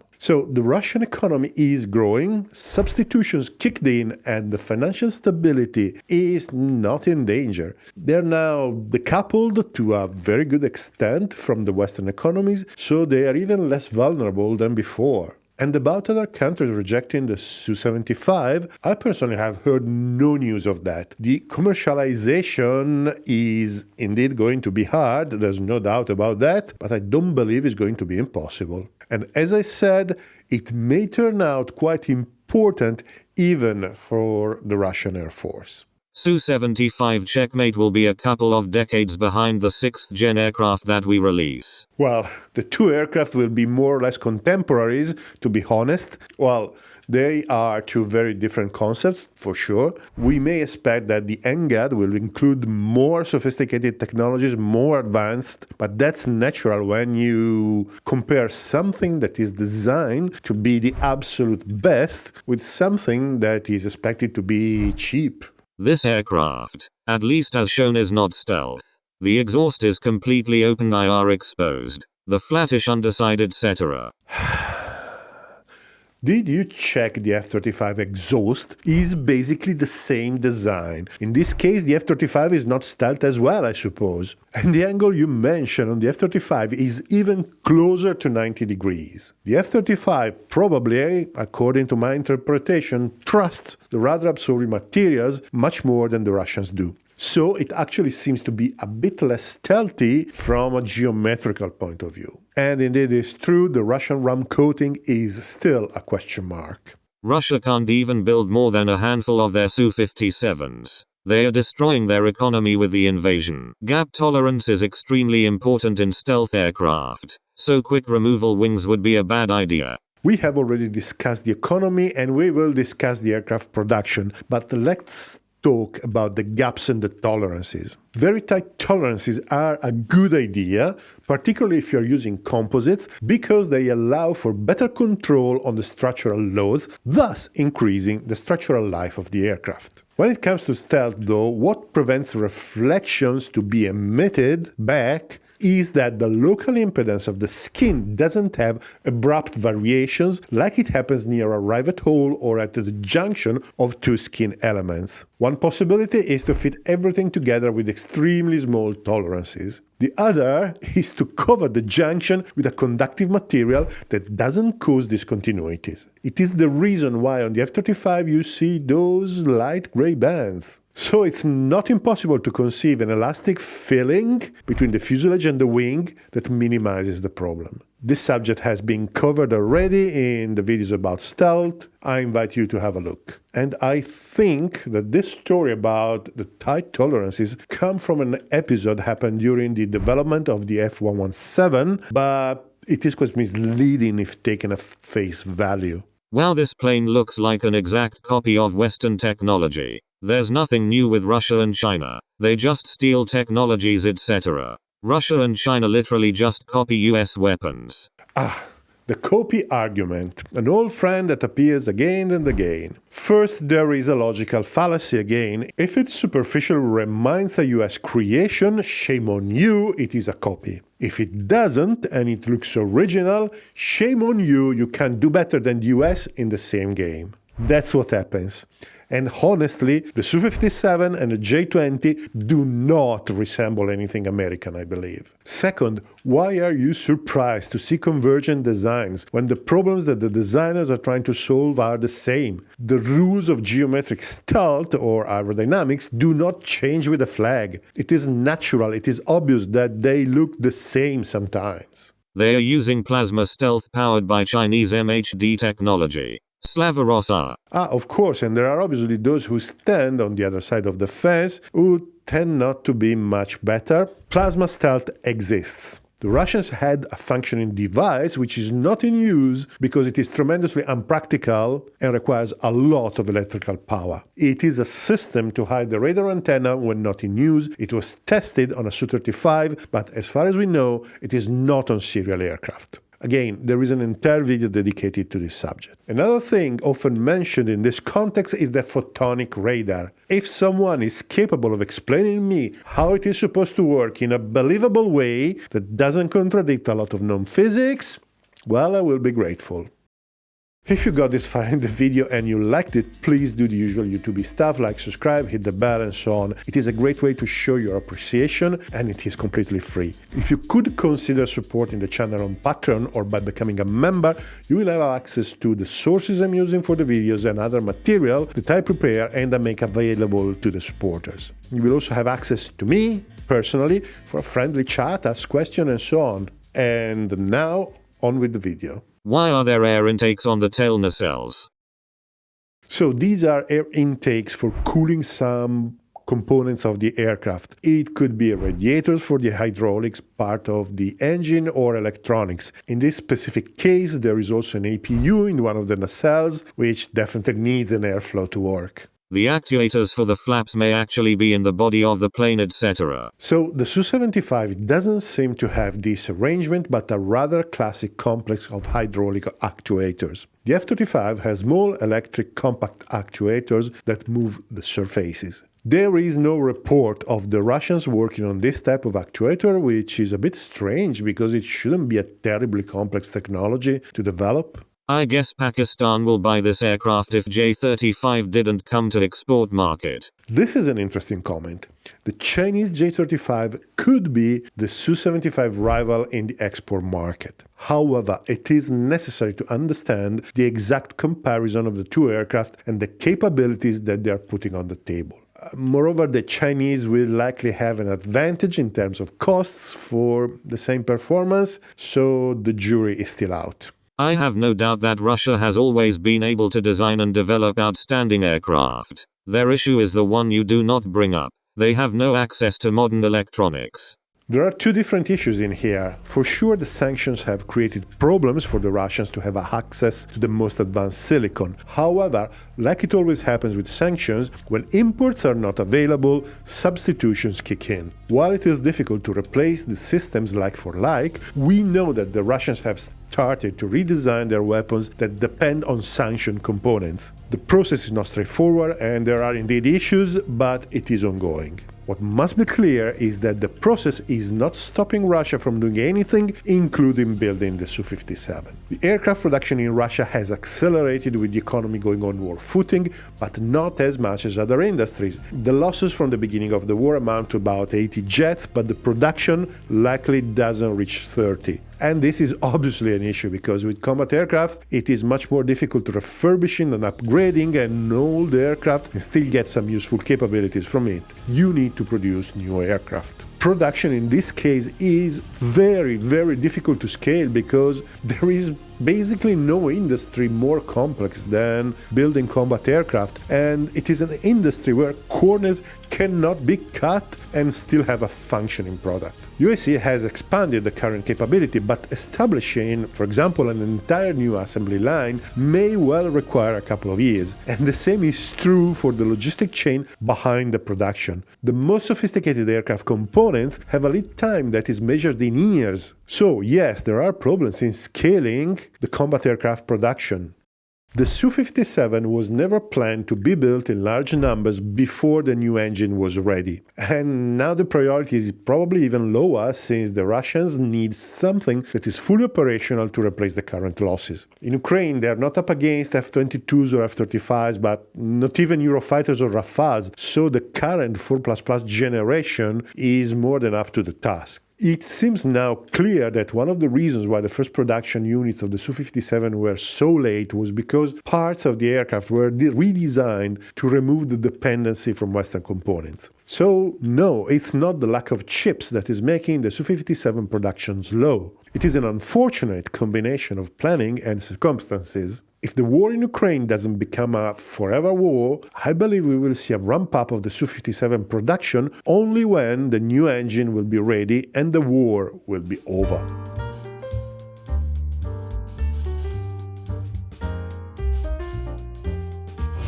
Since the last time we discussed the Su-57, we had a production ramp-up, the M variant being produced, two-dimensional nozzles, dual-seater variants, drone delivery, loitering munitions, new air-to-ground weapons, and now a constant use in Ukraine. I guess it is time to be called a Russian shill again.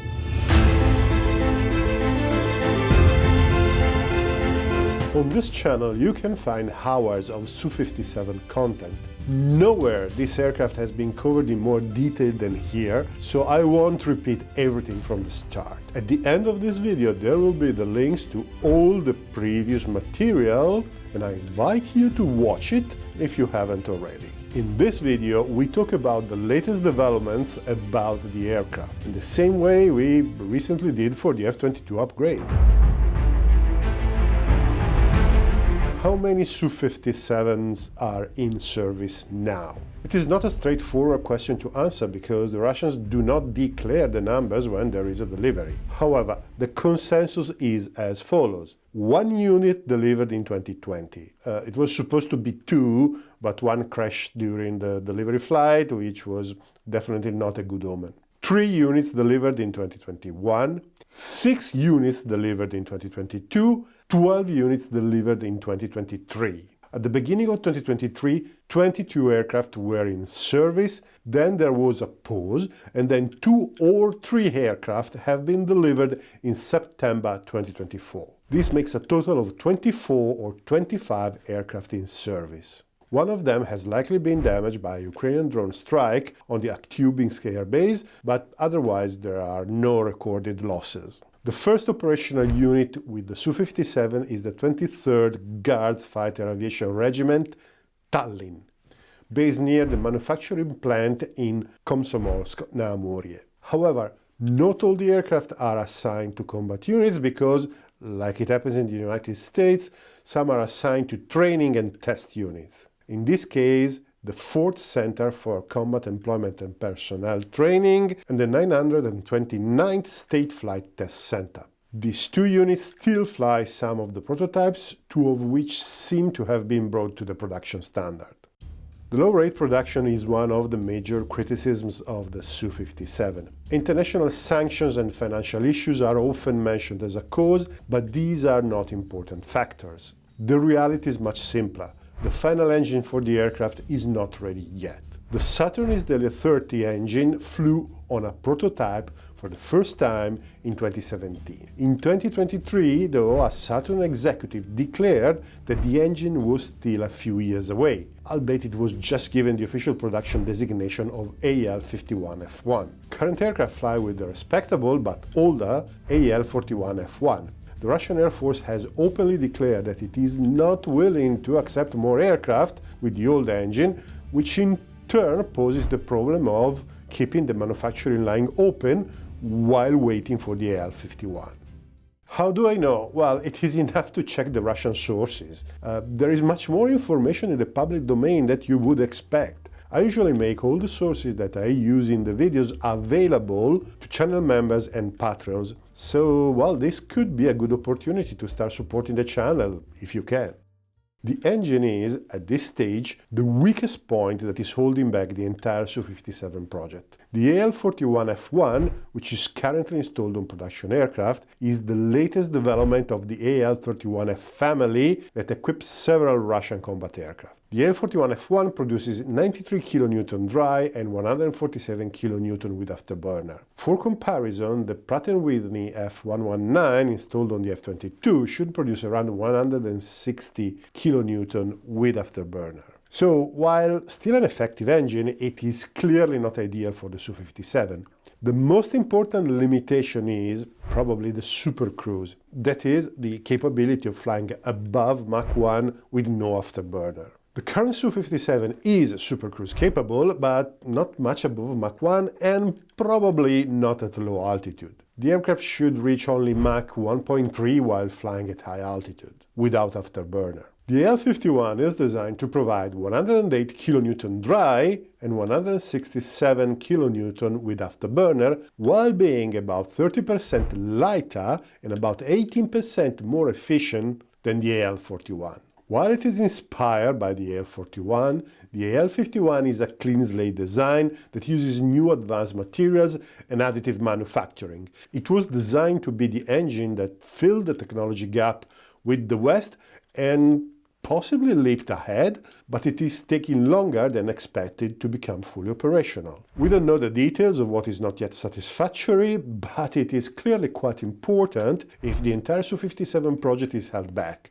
And soon the Su-75 will be affected as well, because it is expected to use the same engine. So just to be clear, because you may have read something really off the charts on some sources, the Su-57 project is not being abandoned, nor it is an experimental aircraft with no practical deployment like some Western sources love to claim. It is accepted in service and it has been used in Ukraine, as we will see later. It has some issues, like most aircraft, which are not fully mature when they enter service. Yeah, unfortunately there are a lot of commentaries about the Su-57 which are just inspired by prejudice against Russian technology and bias. This may even not be intentional in some cases, but the vision we have is often biased by the fact that most of us are confined within an algorithmic bubble that tend to serve us only one of the possible points of view. So, the Su-57 is not going anywhere. The assembly line in Komsomolsk-na-Amurie has been expanded in 2023 and the production increased as well. And in the summer of 2024, it has been announced that further infrastructural improvements are happening on the same site. The reason being the Su-57M variant.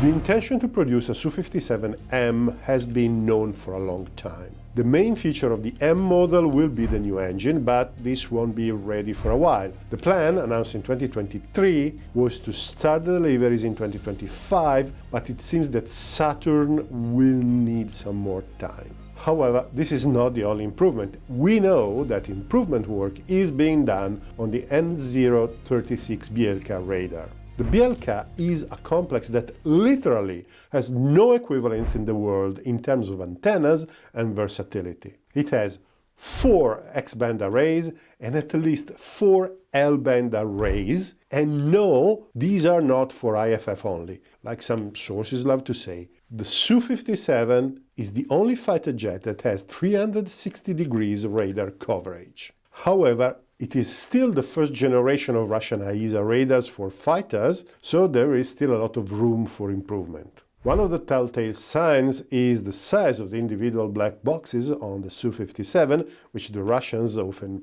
paint light blue or gray, which tends to be larger if compared with the Western equivalents. And the same is true for the rest of the sensors and the electronic warfare suites. The Su-57 has one of the most complete sensor suites, featuring a wide range of electronic warfare and electro-optics subsystems. It seems that these components are still evolving and the final configuration will be reached only with the Su-57M. Sanctions are not expected to be a problem anymore because the work to make the aircraft electronics and the whole aircraft in general not dependent on foreign or unfriendly components started in 2014, when the first round of international sanctions happened.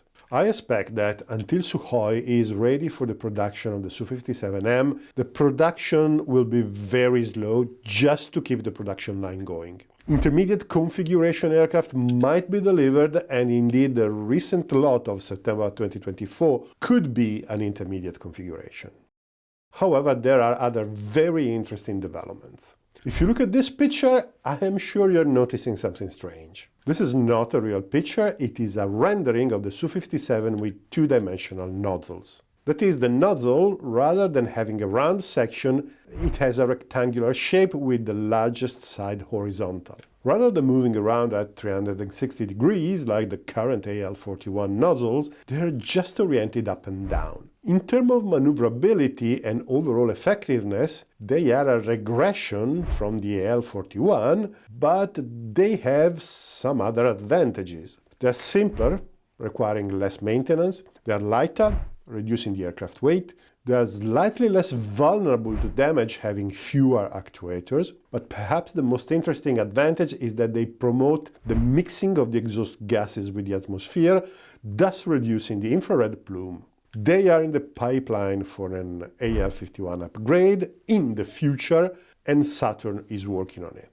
Personally, I'm not entirely sure that using this configuration would be a wise move, since they already have a technologically superior and more capable solution, but, well, it will likely be a matter of compromises. So, you may have noticed that there is no dual-seater Su-57. The pilot conversion happens on simulators like for the F-35. The aircraft is considered easy to fly like other modern Russian designs. Sergei Bogdan, the main test pilot, in an interview said that the aircraft basically flies itself unless you need to do air combat maneuvers. The workload on the pilot is considered very low, leaving time for using the sensors and the weapons. However, a patent about a dual-seater variant has been filed in 2023. The patent explicitly mentions that the aircraft would require a second operator to control drones, released from the aircraft itself or just flying with it. It is impossible not to consider the S-70 Okhotnik as a part of this picture. The Russian heavy drone is starting serial production this year, so we should start seeing it in Ukraine in 2025, albeit we all hope that the war will end sooner. However, Sukhoi is not waiting for the dual-seater variant to develop other interesting solutions in this area. Pictures have emerged of a new type of drone called the S-71 Kilim. The pictures we have show what is clearly a test variant, painted in red with all the reference points. The development started in 2019 and Sukhoi recently announced the start of the testing stage. It actually looks like a sort of a stealth cruise missile, but the weapon is much more a hybrid between a cruise missile and a loitering munition. The warhead is supposed to be modular and heavy enough to attack protected targets, but at the same time the flight profile and the range are such to allow the weapon to loiter over the battlefield. It is guided by a data link with a ground station or the launching aircraft, and the controllers would be using the S-71 as they would do with a loitering munition orbiting an area on the battlefield trying to identify targets. On the prototypes, we don't see an optical window, but the patent seems to suggest having some form of infrared terminal guidance. There's always the possibility that the nose prism is opaque to light but transparent to the infrared, but yeah, can't be sure. The interesting feature though is that if the data link is interrupted for whatever reason, the weapon has autonomous capabilities to recognize a target and attack it. How reliable such a system could be for ground attack is an open question, but it is surely an important addition. Even because the weapon actually relays back its own target identification to the operator, simplifying the job of the human controller.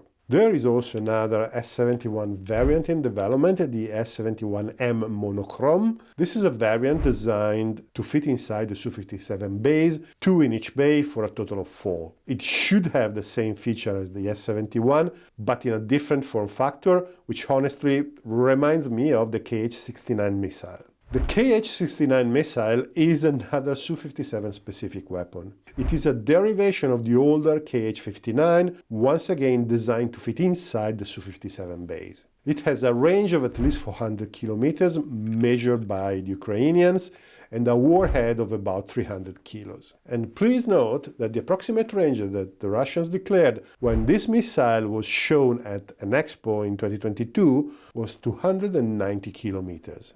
So much for the Russians are always overclaiming narrative. The guidance is a combined system including GPS GLONASS, inertial navigation and an electro-optical seeker like the KH-59 Mark II. The missile seems to have seen the first operational use in April 2024, and since then between 30 and 40 units have been either detected or the wrecks have been recovered by Ukraine at the time of writing. And Ukrainian reports actually point out how accurate the weapon is to attack fixed target. It is believed to be in the same class as the Storm Shadow or the Taurus. The identification of the KH-69 being in use in Ukraine gives us two very important clues. The first is that the Russians can manage the complex kill chains associated with this kind of weapons. In fact, if it has to use an electro-optic or infrared seeker for the terminal guidance, it must be fed with pictures processed in a way that the missile could use, which means that the pictures must be taken, must be stored in a database, must be made available and searchable by the planners, they must be processed in a standardized way, they must be transmitted to the unit executing the mission and loaded into the weapon, together with many other pieces of information that are required for the missile to actually work. This kind of complexity is something that only advanced countries can afford on a systematic scale. But the other clue that the use of KH-69 is giving to us is even more important. The Su-57 has actively seen combat in Ukraine. Reports of the Su-57 being used in Ukraine have emerged since March 2022, when the Russians explicitly mentioned it. It was mostly reports of the aircraft launching cruise missiles from a safe distance, not much different from what other Russian aircraft are doing. There was also a report of 1 or 2 air-to-air victories obtained with the R-37M, but this was never confirmed. However, in 2024, the very fact that several dozens of KH-69 attacks have been identified by the Ukrainians themselves means that the Su-57s are now regularly used for long-range attacks. And probably even more missions took place and the Ukrainians could not identify them. This seems a pretty solid record from my point of view, and the aircraft, well, it really looks like fully operational. And here I would like to address one of the most bizarre facts reported in the narrative around the Su-57. Reports emerged that the aircraft was escorted by Su-35s in its missions because the Russian Air Force was concerned about losing it. Several news outlets and commentators accepted this as true without scrutiny because, well, you know, the Russians are stupid and their technology is bad or is all for show and so on. Well, this narrative not only makes little sense, but if it did make sense, it would have some really concerning implications. So, having non-stealth fighters with a low observable aircraft sort of defeats the point. The Su-57 won't be the stealthiest of the 5th generation air fighters, but compared with the Su-35 is basically invisible. Moreover, you add fighter escorts to defend from other aircraft. And since the Ukrainian Air Force is not a threat, why? You may say it could have been because of the electronic warfare pods on the Su-35, but the Su-57 has its own protection suite, which is even more advanced. You may say, well, that's proof that it doesn't work. Yeah, okay, but then why use the aircraft at all? But now, let's suppose it did happen. Let's suppose the Su-35s actually escorted the Su-57s. How did Ukrainians know? their long-range fixed radars have all been destroyed at the beginning of the war. This is basically the destiny of every fixed installation in modern wars. How did they characterize the radar and the emission footprint of the Su-57 to be sure that it was indeed a Su-57? The only way they could would be through a NATO asset, but as far as we know, they all fly over NATO territory, very far from the supposed area of operations. Or are we implicitly admitting that a NATO electronic reconnaissance asset flew into Ukraine to do the job? Or even worse, that NATO personnel is managing some sort of ground-based electronic intelligence installation? That would be quite concerning. What do you think? Please let me know in the comments below. So what I believe, I have no way of proving this, but this is what I believe, is that a Rostec press release was misinterpreted. In the release where they stated that the Su-57 was participating to the special military operation, as they used to say, they also pointed out that the aircraft is doing it together with other Rostec products like the Su-35 and the Su-34. This was interpreted as if the Su-35 was supposed to escort the Su-57, and since it was fitting inside the mainstream Western narrative, it was accepted without scrutiny.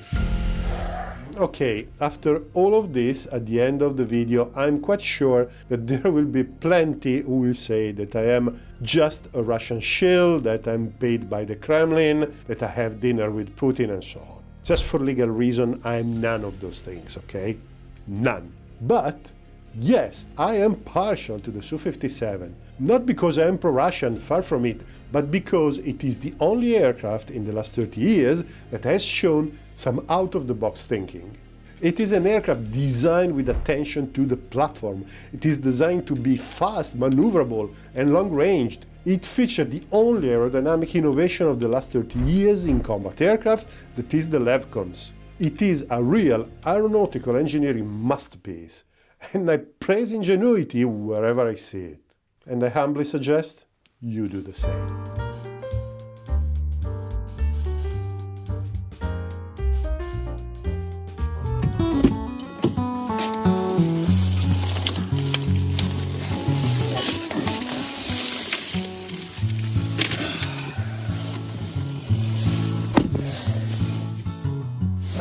You're there.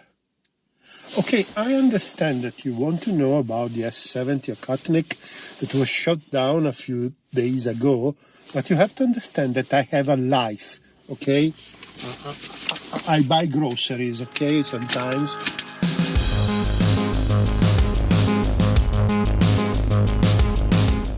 Okay, by popular demand, let's speak about the S-70 that was shot down by a Su-57 in Ukraine 3 days ago.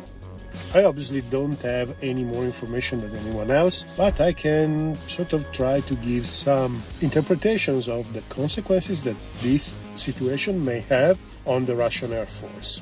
So let's start with the facts. In the area around Konstantinivka, it is in the Donetsk Oblast, in an area still controlled by the Ukrainians, two contrails were spotted quite close to one another, coming from the Russian side of the front line, and at some point the trailing aircraft fired a short-range missile against the leading aircraft, was hit, and then we have another video showing the aircraft falling to the ground, and it really looks like an S-70 drone. Quite quickly on social media, videos started to appear of the crash site, which, by the way, it seems to have fallen on a house that was partially destroyed, so yeah. And anyway, the wrecks, the debris, really seem to confirm that it is an S-70. It really looks like an S-70. A plethora of news outlets reported that a Su-57 shot down its own S-70. And obviously the answer is, why? Why this happened? So, point number one, was it really a Su-57? Yes, because in the videos that I have seen, I really can't identify the aircraft. They really look like a dot, particularly the firing aircraft. I sort of remember having seen in the immediate aftermath of the incident a picture or a video where the silhouette of the Su-57 was visible, but honestly I couldn't find it. It may well could be Mandela effect, so I'm not sure. If you could find anything like that, I'm more than happy to learn about it, and please let me know in the comments below. Point number 2. The S-70 is badly burned down. There are not much left, but there were pictures that among the debris there was a UMPK guided bomb. So the S-70 seems to have been in an operational mission for real. To be honest, we shouldn't be that surprised because the Russians announced the beginning of the serial production this summer. Some sources say that there are already 4 in service, even though the one that seems to have fallen looks to me like more prototype rather than a production aircraft. The production aircraft should have a flat nozzle. This doesn't seem to have it, but it may well be burned down and not being visible. Some Russian male bloggers say that considering the paint and the color scheme of the aircraft, this is probably a production unit, not a prototype. So we can't be certain. However, Fighter Bomba, who is a Russian male blogger who seems to be very well connected with the VKS, announced that the operational experimentation started. So again, I believe we should not be surprised that an S-70 was carrying live ammunition over Ukraine. And this probably wasn't the first mission. And the fact that we haven't seen any announcement on the Ukrainian side sort of makes me think that the low observability is more or less working. Another thing that we don't know, would be interesting to know, is the mission profile. That is, was the aircraft being controlled from a remote position from the ground, or was the aircraft really being accompanied by a Su-57 that we know can control the S-70, which was the same aircraft that shot it down? As I said, since I can't confirm that the shooter was a Su-57, I can't confirm that the latter was the case. However, we shouldn't be surprised. The Su-57 is a long-range attack drone, heavy drone, so it may well have been launched from an airbase deep into Russia. Why is this incident important? Well, because this is a typical case of foreign material exploitation. That is, collecting the wrecks and studying them.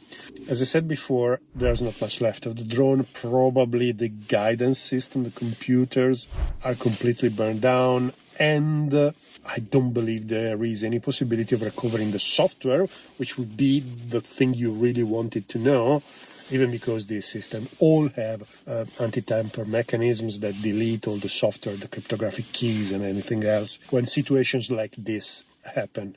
So I don't believe that is going to happen. However, studying the hardware could give quite interesting pieces of information to not just Ukraine, but the West in general.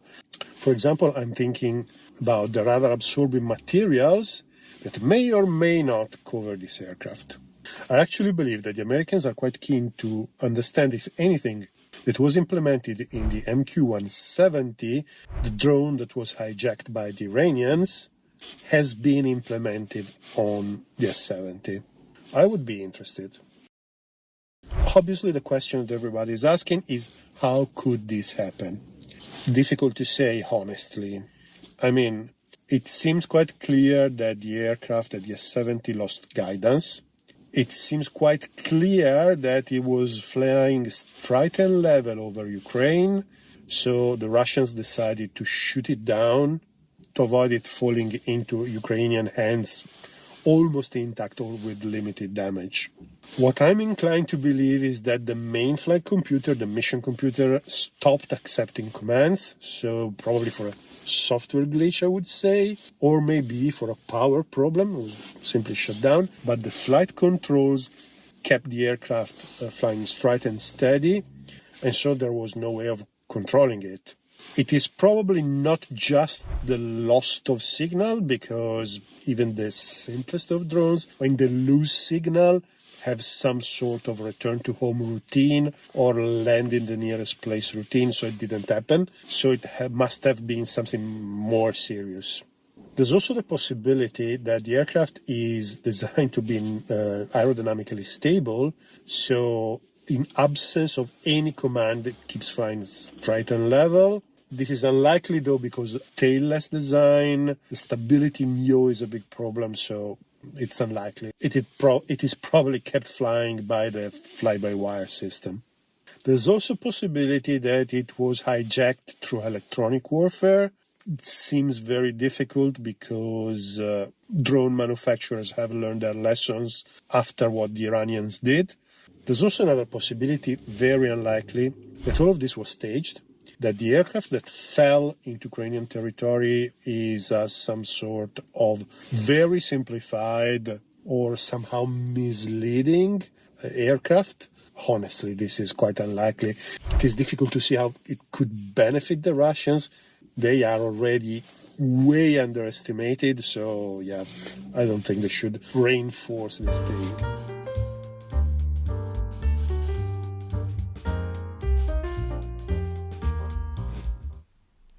I thought videos like this would not be necessary.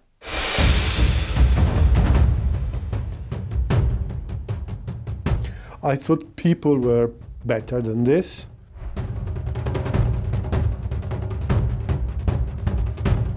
But I was wrong.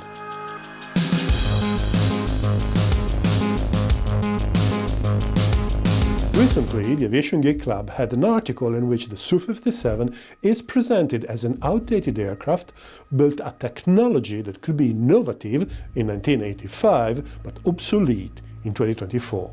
The article, though, is not original. The Aviation Geek Club is actually reporting on a very popular answer on Quora by a contributor with many answers and millions of views. I want to be clear, the Aviation Geek Club is an excellent website. I follow it regularly and I invite you to do the same. They have been very kind with me in the past when they allowed me to use one of the articles as the base for an old video of mine.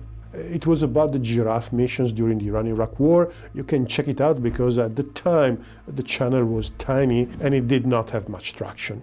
So the Aviation Geek Club is not responsible for the content. And since I know them as smart guys, I don't think they really agree with it. It would probably have been better to let that discussion where it was, on Quora, because it is almost complete nonsense. The piece on Quora, which I won't show not to give it undue publicity, is the usual short essay where the author all over the Su-57 while celebrating the brilliant American achievements. Now, I'm not disturbed by this kind of attitude that happens all the time. Everyone is free to think and say whatever they want. What really disturbs me, is the claim that the Su-57 is a reskinned Su-35, therefore it can be stealth, it can be modern, and so on and so on. Well, this is disheartening. It is enough to look at a few pictures to see the difference, and if you don't see it honestly, yeah. But enough with ranting, we have the interesting opportunity to understand how and why aircraft designs are different. In fact, we are going to compare the Su-35 and the Su-57 and see why they are not the same aircraft.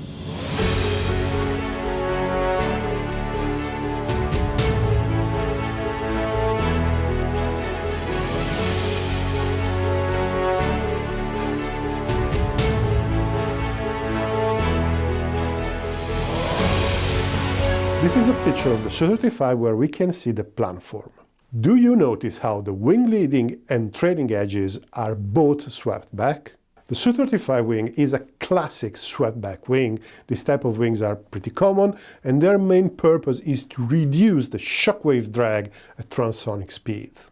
Now, the most important feature of the wing, the one that defines its performance, is the aerofoil. That is, the transverse section of the wing. In a swept-back wing, the aerofoils are not parallel to the airflow, they are at an angle determined by the sweep. This is a picture of the Su-57, and here we can see the planform too.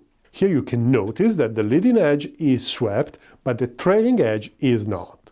This is a different type of wing. It is a modern delta wing whose profile is a hybrid between the classic delta wing, which relies on vortices for lift, and a conventional wing which produces lift by having a section shaped like an aerofoil. In this wing, the aerofoil, which is much more complex than that of the Su-35, is parallel to the aircraft axis.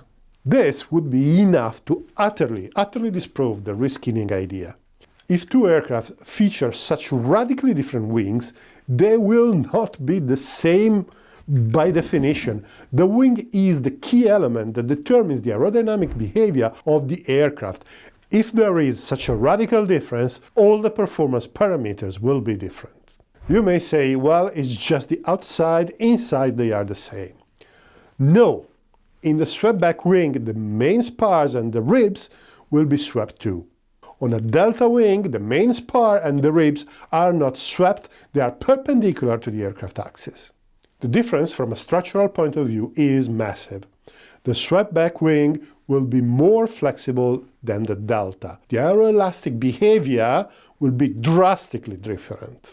Unfortunately, I couldn't find any picture or cutaway I could use for copyright issues, but I invite you to Google them and see for yourself. But this is not the end. Let's go on. This is a picture of the Su-35 from above. In front of the wing there are these extensions that in English are called LERCs, leading edge root extensions. This is, from an aerodynamic point of view, a small delta wing positioned in front of the main wing. Its purpose is to generate the classic delta wing vortices when the angle of incidence increases. Increasing the angle of incidence is necessary to turn the aircraft. The more you increase it, the more lateral acceleration you can generate in a turn. The vortices create additional lift even when the main wing is stalled, and in the case of the Su-35 you can see how they flow onto the vertical stabilizers, maintaining their effectiveness in yaw. This is a Su-57 from above. You can see that the aircraft doesn't have LERCs. Where the LERCs would be, we have these mobile surfaces called the levcons.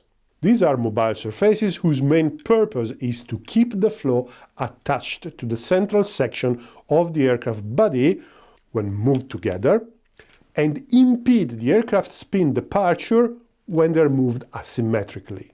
Moreover, their deflection slightly moves the aircraft aerodynamic center back and forth, thus increasing the possible center of gravity excursion.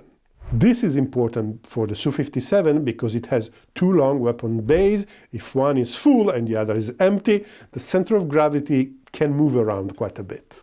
The Su-57 makes use of a nonlinear lift, but not from the LERCs. The vortices are generated by this section of the wing, and they flow over the vertical stabilizers in this case as well. So, as you can clearly see, the Su-57 is much more aerodynamically sophisticated than the Su-35. The Su-57 aerodynamic design is probably the most sophisticated that has ever flown in a combat aircraft. And incidentally, this is why I like this aircraft so much. It is also clear how the objection that it is just the exterior doesn't hold water. Both aircraft have a central body that generates lift, but the Su-35 is proportionally much smaller than the Su-57 with an entirely different configuration, and it is obvious that you can't recycle the internal structure of the Su-35 to make a Su-57. But this is not enough. Let's go on. We often use the term wings as a plural, but an aircraft has only one wing with a left and a right half. In fact, the wing structure is continuous, and the aircraft fuselage can be either placed on top of it or hung underneath, as it is evident in airliners or transport aircraft. On modern fighters, though, this distinction between wing and fuselage is somewhat blurred because the central body and the fuselage don't seem to be clearly distinguishable. Both on the Su-35 and the Su-57, between the two wings, there is a group of very strong bulkheads that form a box structure with the stringers and the longerons, very stiff and very robust. These bulkheads support the weight of the aircraft, the undercarriage loads, and the engine thrust. Again, I have no illustrations of this that can be used, but there are cutaways on the internet, a bit approximate, that show the internal structure. Both the Su-35 and the Su-57 have the engines positioned in external nacelles attached under the central lifting body. But this is where the similarity ends. The Su-35 has a frontal fuselage segment shaped like a spindle, where the cockpit, the radar and the nose gear are located. There's also a tail extension where various sensors and avionics are positioned. Above the aircraft there is a fairing that joins the two, which creates a more interior room, but it is not structural, it is not load-bearing. The Su-57, on the contrary, has a real fuselage from nose to tail, and quite a hefty one. It must have to make room for the two weapon bays, which are quite long and deep. About 40% of the fuselage length is indeed a weapon bay on the Su-57, where there is none on the Su-35. Actually, having these long bays poses a serious challenge to the aircraft's structural rigidity, and in fact the bays are split in two to house a pretty substantial continuous section where I can easily imagine the main bulkheads go through without being interrupted by the weapon bays. How could someone think that the Su-57 is just a reskinning of the Su-35 with these structural differences clearly visible in all the pictures? It is beyond me. The very fact that one aircraft has weapon bays and the other has none implies a radically different fuselage structural design. But this is not the end, let's go on. If we look at the Su-35 from the side, we notice that the size of the vertical stabilizers is quite large in proportion to the lateral section of the rest of the aircraft. There are also two rather large ventral surfaces which are there to help with the yaw stability at high angles of attack. The horizontal stabilizer is positioned lower than the wing. This means that it is in the middle of the wing downwash. The angle of attack of the tail surface is reduced, delaying its stall and preserving the authority. Moreover, in case of stall, it is well clear from the turbulent flow detaching from the wing, which is essential to regain control. If we look at the Su-57 from the side, we notice that the size of the vertical stabilizers is quite small relatively to the lateral section of the aircraft, and there are no ventral surfaces. This is important for stealth because it just reduces the surface exposed to the radiation. I believe that the yaw stability is augmented by the slightly divergent orientation of the nozzles, which is not present on the Su-35. And by the way, this is also useful when one engine fails to maintain the lateral stability as well. Moreover, the fact that the vertical surfaces are entirely mobile increases their maneuvering authority compared with a split surface, but it requires that the flight control keeps correcting the aircraft. Since all unstable design aircraft do it around the pitch axis, I see no particularly issue doing it around the yaw axis as well. Both aircraft use 3D thrust vectoring, which may help with stability as well, but in case of stall, the airflow into the engines is disrupted and thrust is lower, therefore it can't be really relied upon to exit spin. The horizontal stabilizer on the Su-57 is in line with the wing. This is a less effective placement than one on the Su-35, but it is another low observability feature, reducing the frontal surface of the aircraft and the possibility of radiation bouncing between the wing and the tail. This may reduce its effectiveness during stall and spin, and this could be a consideration that further supported the LEVCON's adoption. From the tail design, it is quite clear that these two aircraft have a rather different flight control philosophy. One is quite old and rather conventional, the other is much more modern, given the constraints posed by stealth. By now, I could go on talking about the materials, the engines, the systems, the avionics, and so on. However, all these features are not visible to the casual observer, while the shape of the aircraft clearly is. It is enough to look at the pictures with a modicum of attention to realize that the Su-57 is a completely new aircraft, and it's not a reskin Su-35. And if you don't see it now, I honestly don't know what to do more.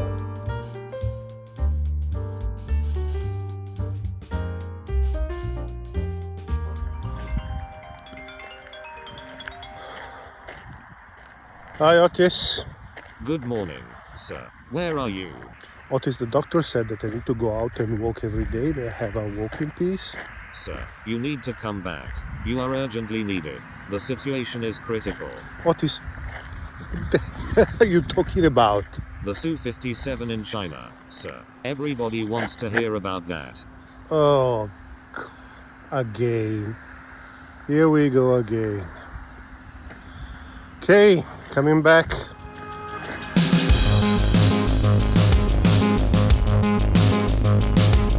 I don't want to do this many videos about the Su-57, but you keep asking, so this video is your fault. Yes, your fault.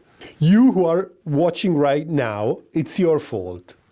Anyway, so Rostec and UAC decided to demonstrate the Su-57 at Zhuhai Air Show. And they gave the possibility to the public to get very close to the aircraft. And the Chinese social media were full, literally full, of people actually noticing, let's be polite, the bad quality of the manufacturing of the aircraft. Not the bad quality per se, but definitely not the quality of surface smoothness and connections, panel junctions, and so on that you would expect on a stealth aircraft. As often happens, this has been picked up by the Western media and it has been amplified really out of proportion. So now we had Chinese social media and Western news outlets that are basically on the Su-57 once again. And once again, they don't know what they're talking about. I don't know why I need to keep doing this. This is not about being pro-Russian, I'm not. It's just stupid propaganda. Anyway. First thing to understand is that UAC did not send a Su-57 to the air show. They sent a T-50. This is the T-50-4, board number 54 blue. The board number is that big number that the Russian aircraft have on the side. Okay. So this is the fourth T-50 prototype, which is the predecessor of the Su-57. And this is the aircraft that is normally sent to air shows. So this is a demonstration machine used only for PR stunts, okay? In fact, if you look closely, it is actually missing some of the systems, for example, the DIRCM or the missile approach warning system. And even the ERST is probably just the ball, not the full thing.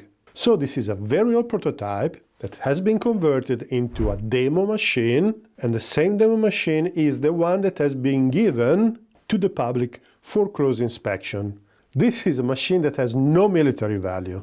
In fact, as I have explained many times in the past, if you look at the pictures available of the production aircraft, they are fairly different. The surface finish is quite different, and even the engines on the back are actually covered by a cladding, which, from the news that we have, is radar absorbing material. The T-50-4 actually flew to Zhuhai, but UAC brought another aircraft to the air show, which is the T-50-7 57 Blue, which is the seventh T-50 prototype. How did they do this? They actually dismantled the wings and other components, they loaded it into a transport aircraft, and then they flew out to China. Why did they do this? Well, there are a couple of possibilities. The most likely is that they wanted to have a spare aircraft available just in case of some malfunction or to cannibalize parts or things like that. Mind, this is not unusual. This is a relatively standard practice that demo teams sometimes do. Or there is another possibility, and to understand what it is, you just need to check the Russian sources. It's not that difficult in this day and age. So the official sources say that what is presented in Zhuhai is the Su-57E for export. That is, the Su-57 export variant. This doesn't mean that they actually built an aircraft to that standard. But it is possible that the T-50-7 was sort of mock-up, simulate, give an idea to the viewers of what the export variant might look like. So I'm not in Zhuhai, I can't travel that far with my health problems, but if someone has been there and visited UAC or Rostec stands, please let us know if this Su-57E was anywhere to be seen. My guess is that if you look for it, you should find it, because Roborosnexport went on records about it, so they should at least have marketing materials. But this is not the only discussion going on right now. Yesterday, a new lot of Su-57 and Su-35s have been delivered to the VKS. And this happened after a month when all the Western outlets said that production of the Su-57 had been cancelled, or at least interrupted. Why did they say so? Because Tatarigami, which is a Ukrainian think tank and news outlet, came in possession of some leaked documents that were showing how to produce the Su-57, Sukhoi needed some German parts, which supposedly were unavailable due to sanctions. This is plainly not true. So if you go to the source and look at what Tatarigami published, he published documents of correspondence between two companies, of which one was asking the other to provide some German components, not for the aircraft, but for some workstations that are used to test some power components which are part of the Su-57 radar. Obviously, testing these components could be a blocking issue, but what they're asking are not components where you need one for every aircraft plus spares. These are components for workstations that are used to do the testing, which means that these workstations were already working and what was needed were spares. Moreover, this correspondence is more than 2 years old, so the Russians had 2 years to fix the problem. So, while it is obviously not a nice thing from the point of view of the Russians, it's one problem more, this is by no means an issue that could stop the production. And in fact, we have the very recent delivery. Now, this delivery is a bit strange, to be honest, because according to Saturn, the AL-51 was going to become ready for serial production in 2025, mid-2025. But also the VKS said that they didn't want more aircraft without the final engine. You can tell the two engines quite easily from a picture from behind the aircraft, because the new engine has a serrated nozzle and it's slightly longer than the old one. We know that because the prototypes have already flown with the new engine. So either the new aircraft are the new M variant, which is the aircraft with the new engine, or they are the older variant, of which the VKS said they didn't want to have more. I believe that the most reasonable explanation is that they can't just close the assembly line waiting for the engines, so they decided to move on, keep producing at a very low rate, just to keep the line open, and then ramp up the production as soon as they can when the new engine will be available.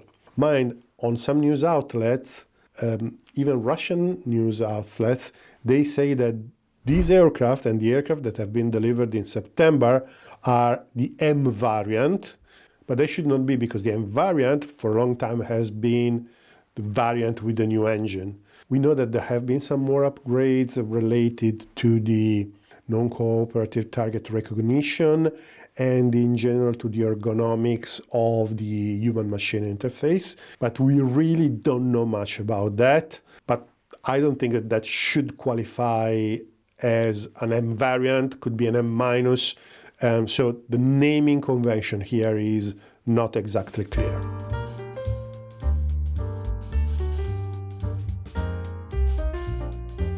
In 2024, I made 4 videos about the Su-57 because there was news and you, dear viewers, were very interested. 4 videos on a single aircraft are way too much. Actually, you seem to be borderline obsessed with the Su-57 and the Su-75. And in fact, when the short video dropped, when this clip became repeated over and over on social media, I was inundated by requests of discussing it. So I thought... Here we go again. Yes, that's what I thought.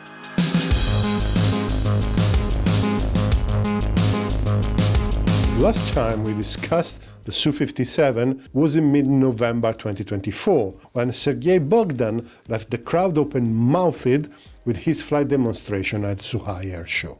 There were a lot of discussions about the aircraft stealth, the build quality, but we covered it already, so have a look at the original video if you're interested. At Zhuhai, though, came the announcement that there is finally an official customer for the Su-57. Roboros Export did not reveal the customer, so the usual wild game of guessing started. The most likely candidate is Algeria, who placed a letter of intent a few years ago, and maybe they're following up. Other names thrown around are Iran, North Korea, and one of the Central Asian states. Iran just received the first Su-35, so it is unlikely that they will introduce two new models at the same time. The other options are just vague rumors, but there is another interesting prospect customer.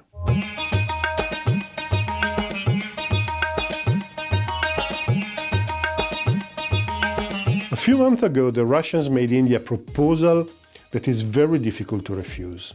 So Russia proposed that the Su-75 would be produced in India and exclusively in India, with all the export orders being sourced from India. Moreover, they proposed almost full technology transfer and the freedom for India to produce and modify the aircraft for their own internal market as they saw fit.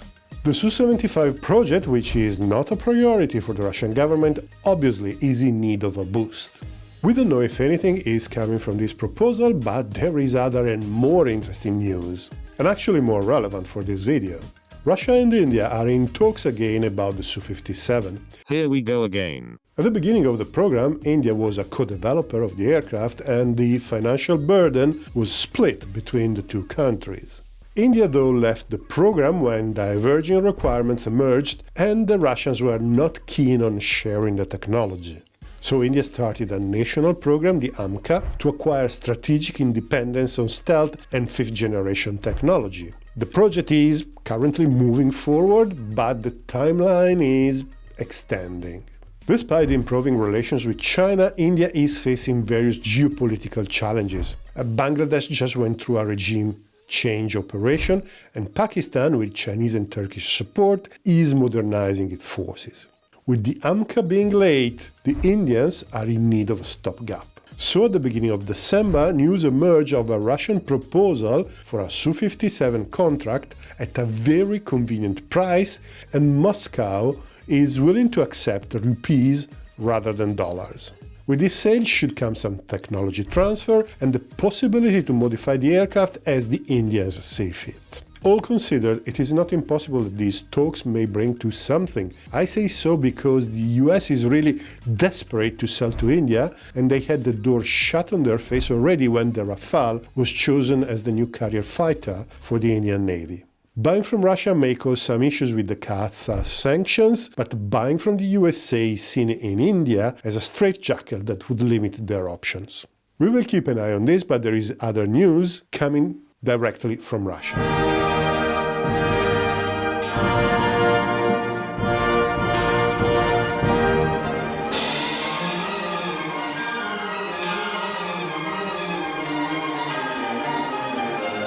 So, a few press releases have appeared in Russia suggesting aircraft improvements. The first is that some sixth-generation features are being considered for implementation on the Su-57. We don't know which features, we don't know the timeline, we basically know nothing. So I'm inclined to take this piece of information with a massive pinch of salt. Here is the salt, sir. Otis is a figure of speech. What was I saying? Yes. There is news about the aircraft propulsion as well. As many of you will know, the Su-57 engines, even those installed on a production aircraft, are not the final engines. The AL-41F1 is a derivative of the current Su-35 engines, and it is considered to be inadequate for the aircraft. In particular, its thrust is limiting the flight envelope where supercruise is possible. Watching the aircraft fly, it really doesn't seem a big issue, but this is the official position of the VKS, which in fact doesn't want to accept more aircraft with the old engine. It is possible that we will have another lot of aircraft by the end of December 2024 with the old engines, but this should be, in theory, the last. On the flip side, it seems that the Isdelia 30 is ready, finally. It received its military name of AL-51F1 earlier this year, and all the aircraft delivered next year will feature the final engine. It has more thrust than the AL-41, it is lighter, and it is built with fewer parts, being simpler to maintain and likely even more reliable. It is easy to tell the old and the new engine apart visually. The old engine has a conventional nozzle, while the new engine has serrated nozzle petals. Well, at least this is what everyone was thinking till we saw this.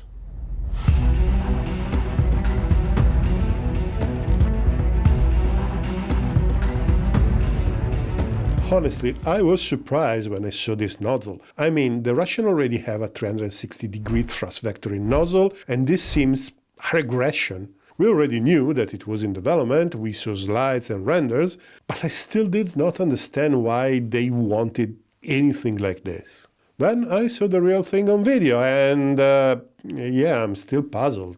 But I'm getting ahead of me. First of all, 2D and 3D thrust vectoring nozzles. 3D vectoring nozzles are round, while 2D are rectangular. That is the commonly given definition, and it is wrong.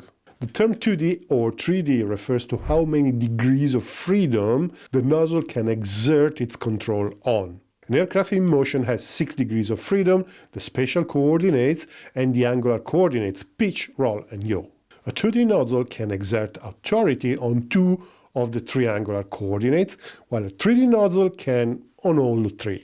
The 2D nozzles of the F-22 operate in pitch by moving the nozzle flaps symmetrically, and in roll by moving them asymmetrically. The Russian 3D nozzles can vector the thrust in a cone centered on the engine symmetry axis, thus exerting control on all the angular coordinates.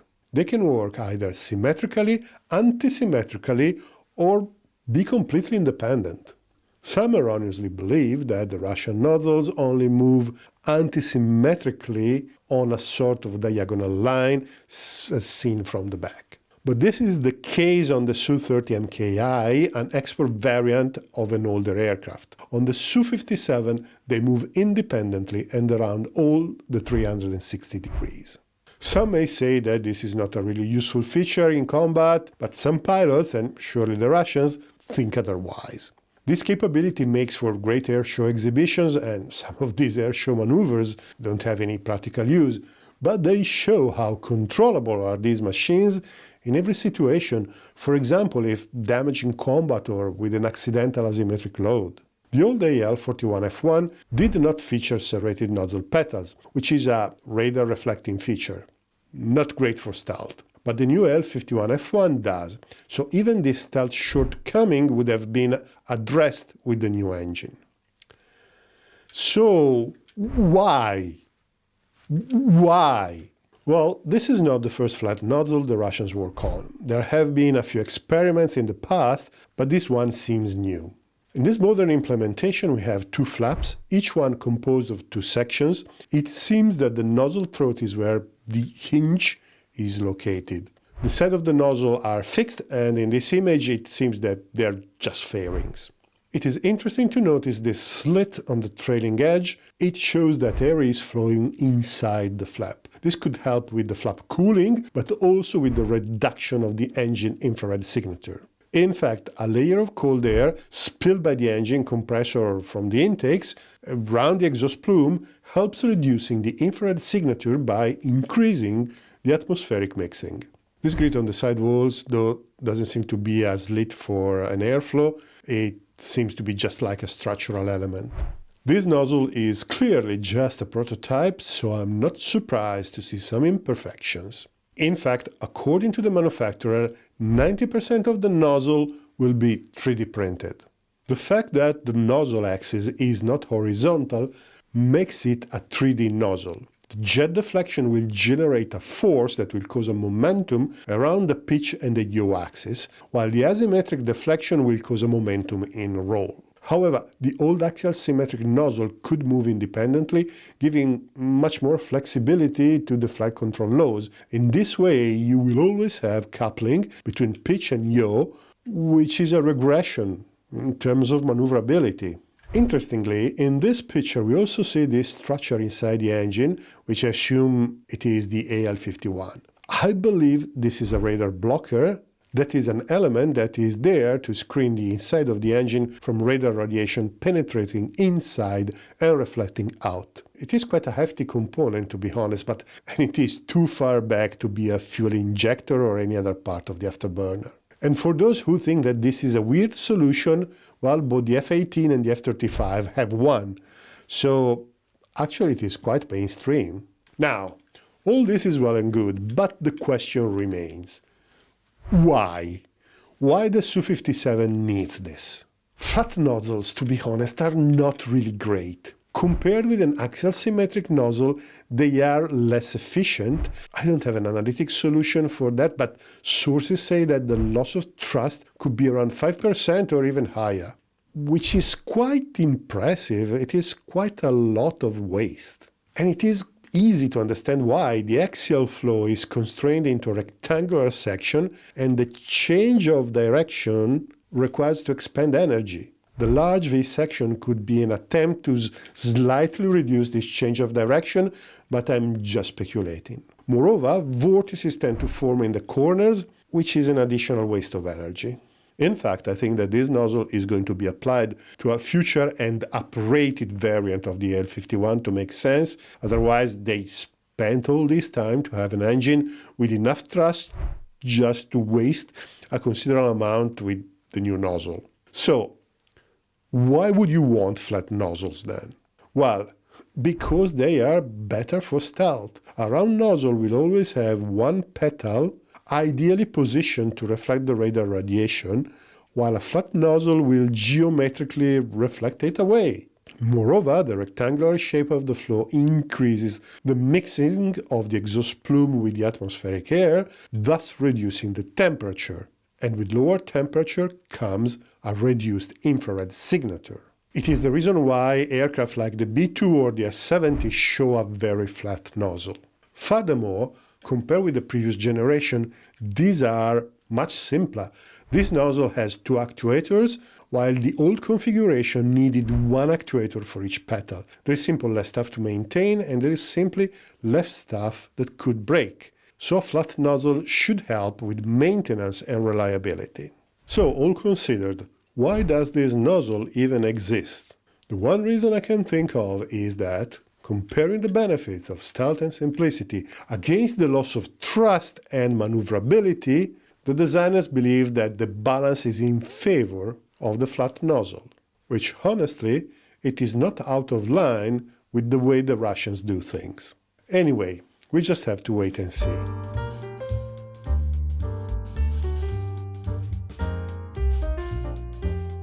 It is official.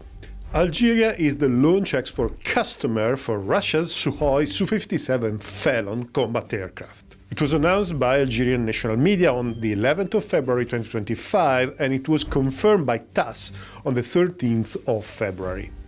You may say, well, it had to be expected, Algeria is a Russian client state. Well, no, not really.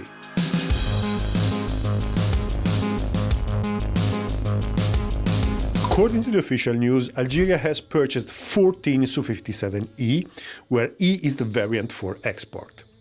This was expected. When the Russians announced at Zhuhai Air Show in November 2024 that an export contract was signed, they did not reveal the customer. Algeria, however, was at the top of the speculation list because of the long story of acquisition of Russian weapons. The Su-57 doesn't need an introduction. It is the Russian 5th-generation combat aircraft in service with the Russian Air Force, and its peculiar design is familiar to aviation enthusiasts all around the world. There are literally hours and hours of content on this channel about the Su-57. So Algeria purchased 14 aircraft of the E variant. It is not entirely clear what will be the difference with the Russian aircraft. Some are obvious, like the language of the aircraft documentation, tags, flight computers and other instruments, or eventually the use of imperial units rather than metric. Less obvious is which capabilities won't be provided to the Algerians. I personally suspect that the hardware will be the same as the Russian aircraft. There will be some software limitations, particularly when it comes to sensor fusion, electronic warfare, and the capability of engaging targets either in terms of range or in cooperative engagement. The first deliveries are planned for the end of 2025, with the entire program stretching to 2028. Some sources report that the planned delivery for 2025 is 6 aircraft, which seems quite a lot for the Su-57 standards, but even just 2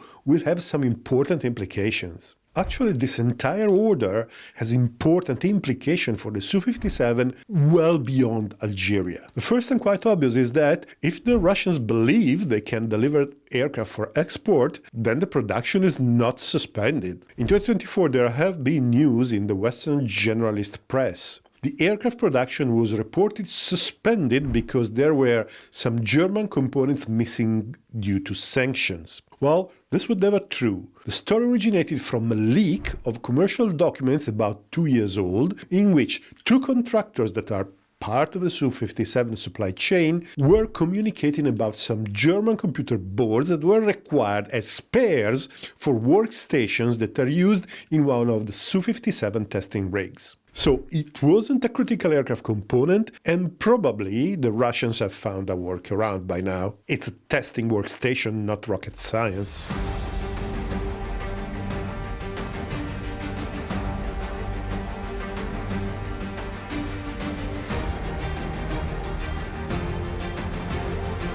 The production numbers are not in the public domain, but the consensus is as follows. 1 unit delivered in 2020, it was supposed to be 2, but 1 crashed during the delivery flight, which, well, wasn't a good omen. 3 units were delivered in 2021, 6 units were delivered in 2022, 12 units were delivered in 2023. So, at the beginning of 2024, there were 22 aircraft in service. 2024 was sort of a pause, when just 4 or 5 aircraft have been delivered. And this makes a total of 26 or 27 aircraft currently in service as we speak. The Russians never confirmed the numbers being produced, but the total should not be too far from this number because 1 single regiment in the VKS is equipped with the Su-57, so should be about right. You may wonder, how do I know?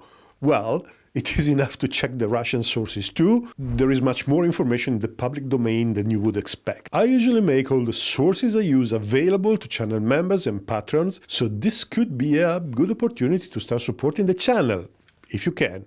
Please do it only if you can. Another implication is related to different export markets. India, at the beginning of time, was part of the Su-57 program, but they abandoned the development when the Russians and Indian requirements diverged, and the Russians were not so keen to share the technology. 15 years later, everyone grew up, and the 2 countries are now in negotiations to see if the aircraft could be a viable interim solution for India. The Russians are willing to share much more now, possibly, to the point of establishing a production line in India. It is clear that having another foreign operator is going to improve the Russians' card in the negotiation. But there is a further implication. The very fact that the Russians are willing today to share what is considered their top weapon system with other countries means they do not consider it so critical now. This is probably due to the fact that the next generation is in development. We have seen some facts,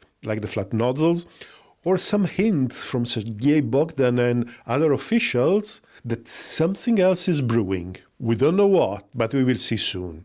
One possible consideration may be that since Algeria is a Russian client state, they have placed the order to make the aircraft look good on the export market and sort of please the Russians. Client state? Well, let me tell you a story. In the late 90s, the Algerian Air Force was starting an important process of modernization. They were acquiring MiG-29s, Su-24s and Su-30s, and Yak-130s trainers. Among various types of aircraft, there were 34 MiG-29 SMTs. This was a variant dedicated to air-to-air and deeply modernized from the first generation with multifunction displays, a better radar, enhanced range, more thrust and other improvements. Deliveries started in the early 2000s and the aircraft were physically flown to Algeria. All seemed well and good till when the Algerians noticed something. The aircraft were falling to pieces. We don't know exactly why, but those aircraft were assembled with a very shoddy workmanship. Some aircraft were introduced in the service nonetheless, and they started having all sorts of problems. Obviously, the Algerians were not happy at all, and heated negotiations started. The result was that the contract was cancelled in 2008, and the airframes already delivered were returned. And Russia sold additional Su-30s to Algeria, basically at a clearance price. Is this something that a client state would do? In your opinion? I personally don't think so. True, Algeria has historically relied on USSR and Russia for most of their military capabilities, but this doesn't mean that they are a proper ally. In fact, Algeria, since its independence in 1962, has always gravitated in the area of non-alignment and neutrality. Despite this, they had their own share of international issues. Without going into too much detail, which is beyond the scope of this video, the Algerian Air Force has been involved in the war of 1973 against Israel. They fought a civil war against an Islamic movement in the 90s, and they have an enduring conflictual situation with Morocco. The Algerian Air Force is or has been deeply involved in these operations, and the current force design is influenced by this experience. However, the Algerian strategic analysis is also influenced by the recent events in the nearby countries. They had a front seat during the Western operations in Libya in 2011, where they have seen what an air campaign could do to an unprepared force. More recently, in 2021, there was a large training exercise involving the United States Air Force and the Royal Moroccan Air Force. The scenario featured two imaginary hostile countries, both located in Algerian territory. The Moroccan Air Force is undergoing a process of modernization, acquiring F-16V, the latest and most modern variant, and upgrading those already in service. Moreover, Morocco has important ties with France, which elicit colonial memories in Algeria. In fact, the Moroccan Air Force routinely conducts joint exercises with the Armée de l'Air. You may understand how Algeria is uneasy, and this is the reason why the Algerian Air Force is undergoing an important modernization process, and the Su-57 order is part of it. Currently, the Algerian Air Force operates about 200 combat aircraft. The number varies actually depending on the sources. I am including in this total the training jets too, because they all have some air-to-ground capabilities and they still have a place in a theater like northwestern Africa. The hardcore of the Algerian Air Force is a fleet of 63 Su-30 MKE.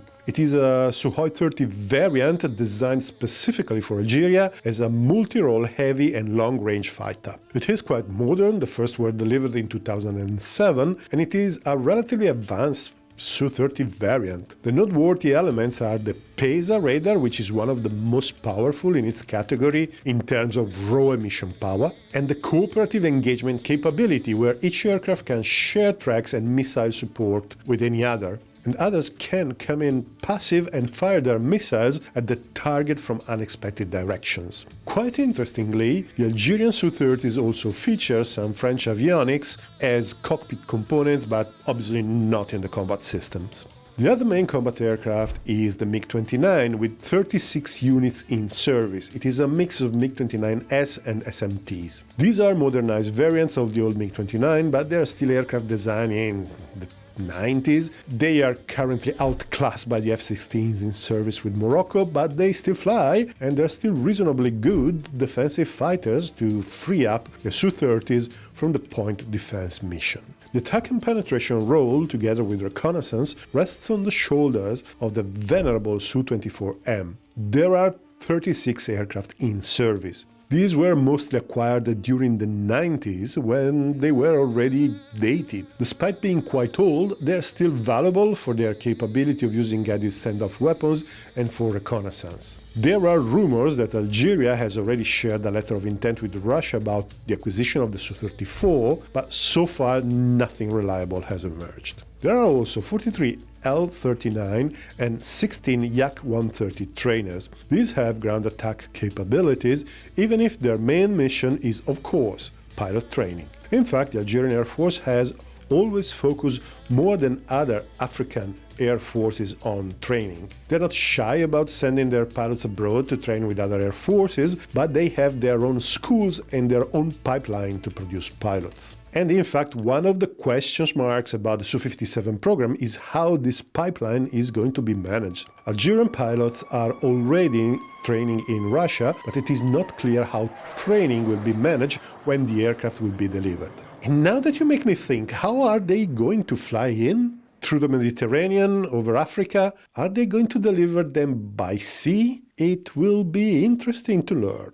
And it is also interesting to notice that 6 Ilyushin 76 tankers are in service. Algeria is a big country, it is almost 2,000 kilometers tall and about the same wide. Moreover, most of their territory is empty, devoid of infrastructures and airports. Having long-range aircraft like the Su-30 and some tankers is a must for them if they want to provide any measure of coverage over their borders. Many Western designs that tend to be quite short-range won't be suitable for this reason alone. So as you can see, this is a flight line that relies heavily on Russian technology. But it is noteworthy that Algeria deploys a small number of Western designs, but in very important roles. For example, the medium-weight transportation is covered by the Hercules C-130H. The electronic warfare role, even more intriguingly, is covered by 6 Beechcraft 1900. I found no details about the equipment of these 6 aircraft, but it would be really interesting to understand something about them, and if you have any information that you can share, please feel free to comment below. But this is not everything. Various American and European aircraft are also available as light transports, utility, maritime patrol, and VIP transports.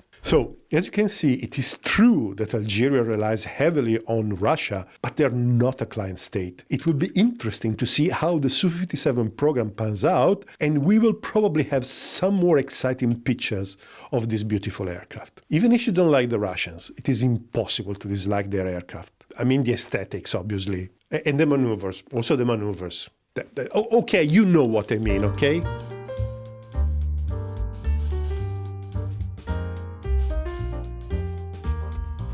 There's a new project ongoing in Russia, and it's called Megapolis.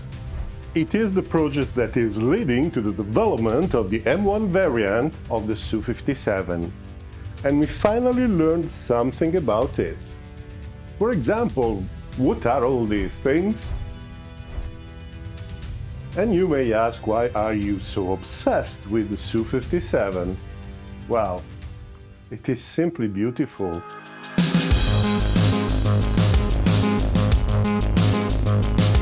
So let's get into it. As for September 2024, the total number of production aircraft being delivered and presumably in service is 24 or 25. 2 more, board number 25 and 26, have been delivered in April 2025 for a total of 26 or 27. Now we have an indirect confirmation of these numbers from 2020 to 2023 through some public state procurement documents. These show the orders for some AED converters that roughly match with the aircraft deliveries. And these are estimates because the Russians do not declare officially the production numbers, but these seem reasonable according to the sources. However, there was a slowdown of deliveries in 2024 and 2025. The reason was unclear, even if the VKS clarified that it wasn't going to accept more aircraft with a stopgap engine, the AL-41F1. Now we can infer that it is also related with the necessity of developing and testing the new variants and updating the production line. In fact, according to Russian sources, in 2025 we will have the production of 2 new variants, the Su-57E and the Su-57M1. The Su-57E is the export variant whose first customer is Algeria. The Su-57M1 is the variant with the new engine, finally, and other upgrades. You may imagine researching these details is not easy. I am very careful to stay within the open source domain, but you understand that in some cases it may become a very delicate exercise. Luckily, there is the sponsor of this video that is helping to guarantee my security and Otis. That is Private Internet Access VPN. So, Private Internet Access is a virtual private network or VPN. Why do you need a VPN? The device you're using now to watch this video and any other device that has access to the internet exchanges way more data than you may think. And when the device is on the internet, the data exchange can be tracked by malicious actors. And even when the actor is not malicious, it is always information about yourself that you are leaking for no reason. A VPN is a software and a service that packages all the data exchanged by your devices, then encrypts them, then it connects with a server, potentially everywhere in the world, and the rest of the internet will see your traffic as coming from a server of your choice, and it will be impossible to track it back to you. You may think, but in this case I am entrusting the VPN with my data.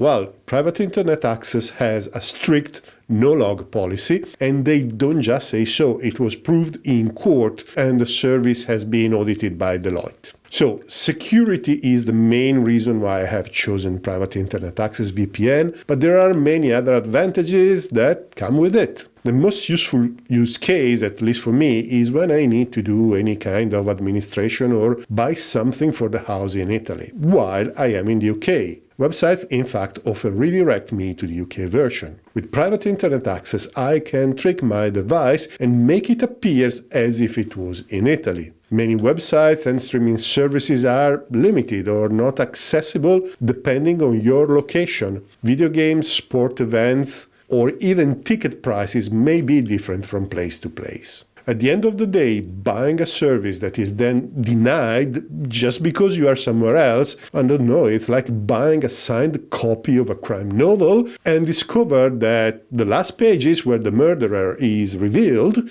are missing. Private Internet Access works with most of the popular services and websites. You can choose among 91 countries and all the 50 US states. Private Internet Access works on all platforms, and with a single subscription you can cover all your devices regardless of the platform. Actually, Otis uses it too.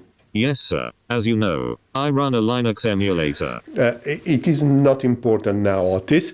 What is important is that by using the link in the description or scanning the QR code on screen, you get 83% off the list price, and the first 4 months are free. It is only $2.03 a month. I have never seen better value. And it is also risk-free. In the unlikely case you should not be happy with it, there is a 30-day money-back guarantee. I am moving everything over to Private Internet Access.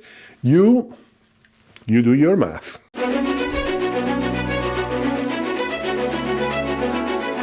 We don't know much about the export variant. It will feature some limitations if compared with the Russian variant, but what exactly will be limited is unclear. If I had to guess, the main difference will be in software, for example, limiting some of the high-end features. For example, those connected with cooperative engagement. That is, those situations where an aircraft is creating fire solutions based on data that have been acquired through other platforms or other Su-57s, and the weapons fired by one of the Su-57s can be controlled by another one that could be in a safer or a better position to do so.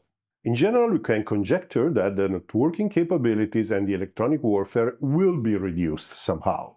The hardware can be expected to be largely the same, with the usual minor customization for foreign customers, with probably one exception. The radar-absorbing material coating will probably be modified to be less effective and potentially could be even not installed. However, the Su-57E may include some of the new features of the M1 variant, which are very, very interesting indeed.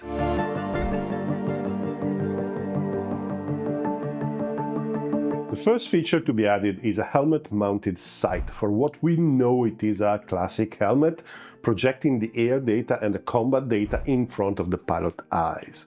It is designed specifically for the Su-57, and it is quite light for the category, less than 2 kilos.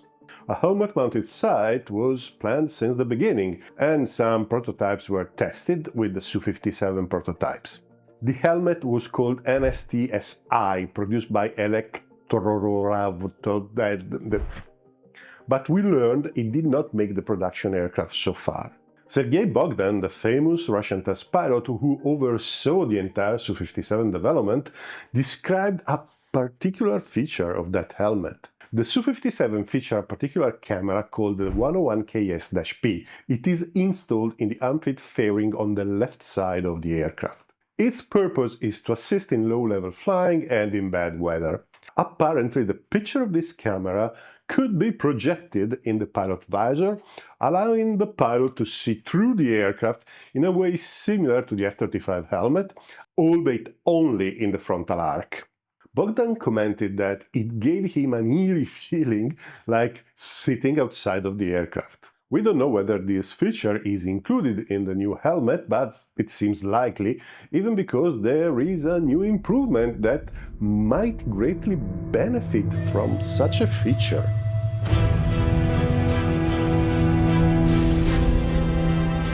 Pictures have emerged of new black dots on a test prototype. These appear to be infrared cameras, possibly with a thermal coating. Observers have identified 2 of them, but there may be more. These are flush with the aircraft skin and they look sideways. The Russians are tight-lipped about them, but we could imagine that these are part of the missile approach warning system, either replacing or more likely complementing the 101KSU, which are cameras that work in the ultraviolet. There are fundamentally 2 types of MOS, those working in the ultraviolet band and those working in the infrared band. In both cases, they produce a picture of the sky around the aircraft, scanning for anything resembling an incoming missile. They detect either the ultraviolet or the infrared emission of the missile engine plume. You may ask, why ultraviolet when everything else seems to be infrared? If Otis was here, I am sure he would have something funny to say in this regard, but he's not here, so you're stuck with me. Well, there is obviously a trade-off. The missile is less bright in ultraviolet, and the band is more sensitive to atmospheric hydrometeors like clouds and rain, implying a shorter range than infrared-based systems. But there is an ultraviolet band where there is very little solar emission, which leads to fewer false positives, because it is unlikely that anything other than a rocket plume will flash in the ultraviolet. In general, ultraviolet-based systems are more accurate at low altitudes, while infrared systems perform well at high altitude.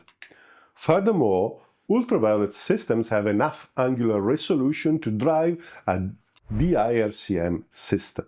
For those who don't know, a directional infrared countermeasure system is basically a system that flashes a laser toward an incoming missile, frying the infrared seeker. The Su-57 is the only combat aircraft that I know of that features such a system. In fact, it is usually installed on tankers, transports, helicopters, and so on. If the Su-57M1 is receiving a multiband system, as I'm inclined to believe, that will make a very tough self-defense system. Moreover, since the Russian system should produce a real video in their respective bands, well, at least they look like real cameras, it would be a waste to use it only for missile detection. I have reason to suspect that a feature with some similarities with the American F-35 DAS might have been implemented. However, this is just speculation.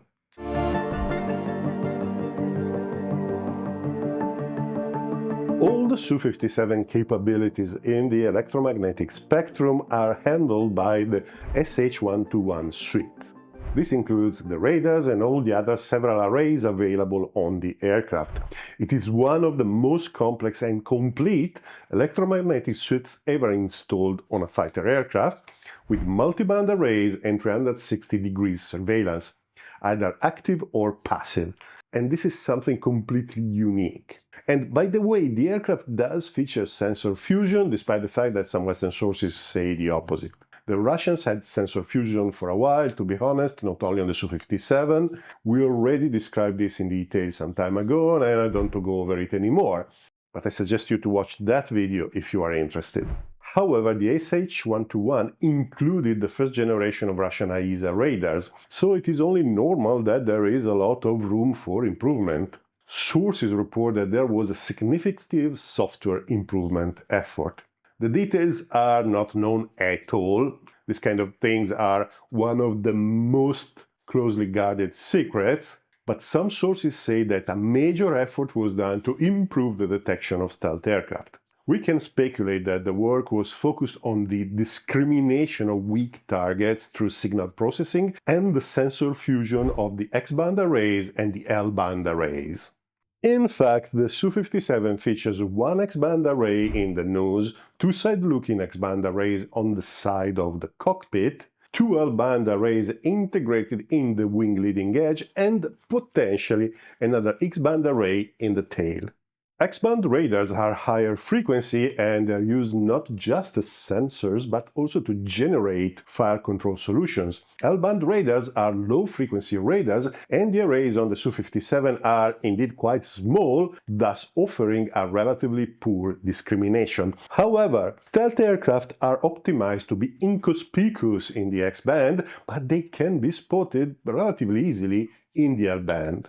The Su-57 L-band radars appear to act more as a presence detector than actual radars, thus reducing the chances of being surprised by a missile appearing out of the blue. This arrangement has been vastly criticized as being a waste of weight, electric and processing power. However, it makes sense in the context of the VKS defensive doctrine, where the aircraft is supposed to operate to plug the gaps of ground-based air defenses, which are inevitable because of the size of the Russian territory. And by the way, many say that the L-band arrays in the wings are not radars, but they are IFFs. No, that is a misconception. The Russians use the L-band IFFs, but the arrays on the Su-57s are in the Levcons.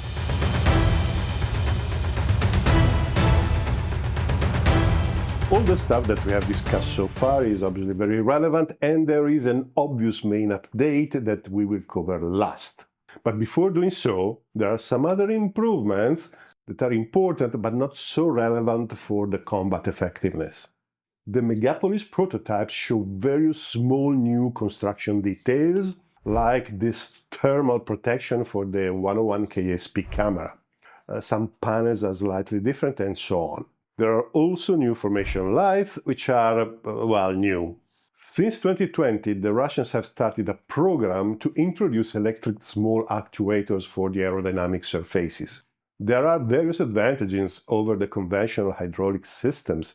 They can be built lighter and smaller, and the maintenance is less complex because there is no piping involved. They also improve stealth because the underwing fairing that contains the hydraulic actuators are no longer needed. In fact, the F-35 introduced them, a first in a production aircraft. And they are one of the technologies explored by the Japanese for their 6th generation aircraft that will likely transit into the GCAP.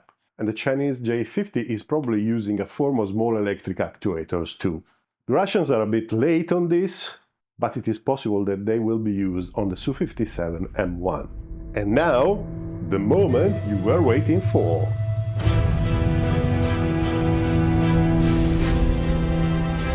We are at the end of this Delhi 30 saga, or so it seems. For those who lived under a rock so far, this Delhi 30 is the long-awaited definitive engine for the Su-57. Current aircraft fly with the AL-41F1, which is the latest evolution of the Saturn AL-31, which is an engine designed in the 70s. The parts commonality between the AL-41 and the AL-31 is low, and the AL-41F1 has less than 20% parts shared with the AL-31. It is an excellent engine, more or less on par with the Western equivalents in performance and reliability, but it is not what was deemed necessary for the Su-57. One example of its shortcomings is the aircraft's supercruise performance at low altitude, which is not considered adequate, albeit we don't have the exact figures as usual, which is frustrating, but understandable. The development of this Delia 30 started in 2011 as the next generation engine for the Russian Air Force, and it was designed to equip the Su-57 and be a drop-in replacement for the AL-41. The first flight happened in 2017, but since then the development has been slow. It was supposed to equip the aircraft starting in 2021, but it didn't happen. It received the military designation of AL-51F1, where F1 is the base variant, only in 2023. That was a sign that the engine had matured and it was becoming ready for production. At the beginning, it was believed to be a 3-flow adaptive engine, but in 2021, ODK, the mother company of Saturn, clarified in a long and interesting presentation that it is a conventional dual-spool low-bypass turbofan on steroids. It was a clean sheet design that introduced a series of improved technologies.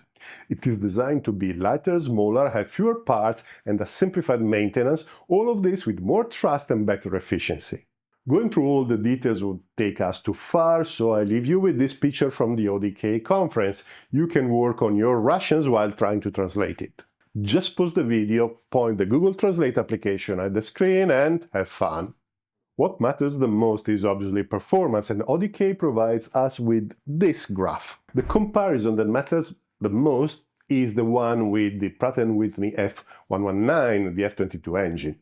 We can see that the AL-51 provides the same specific thrust, but it is 16% lighter and 25% less fuel thirsty. These are obviously broad numbers, but they clearly show that they push the current generation technology to the max. In absolute terms, from this comparison, we can see that the engine is a big improvement over the current AL-41. In terms of thrust, it is more or less on par with the F119, but it is significantly lighter, and it is smaller, and as we know from the previous chart, it has better fuel economy. We may expect that the new Su-57 M1 will have the supercruise problem fixed, but it will also have significantly better kinematic performances and longer range. The AL-51F1 we are talking about here is the engine with traditional Russian 3D thrust vectoring nozzle and serrated petals. We don't know the performance of the recently shown 2D nozzle on the Propulsion, and it is uncertain whether it will be adopted on the production aircraft or not. I wouldn't, but with the Russians, you never know. So thank you very much for watching this video, and thank you very much to our sponsor. And thank you to Private Internet Access for sponsoring this video. Please click on the link in the description to get 83% off the list price, and the first 4 months are free. For this video, the contribution of the people on the Discord server was absolutely massive. This video is as mine as theirs, and in particular there is one person who did a lot. He doesn't want to be mentioned, but you know you are. Thank you so much.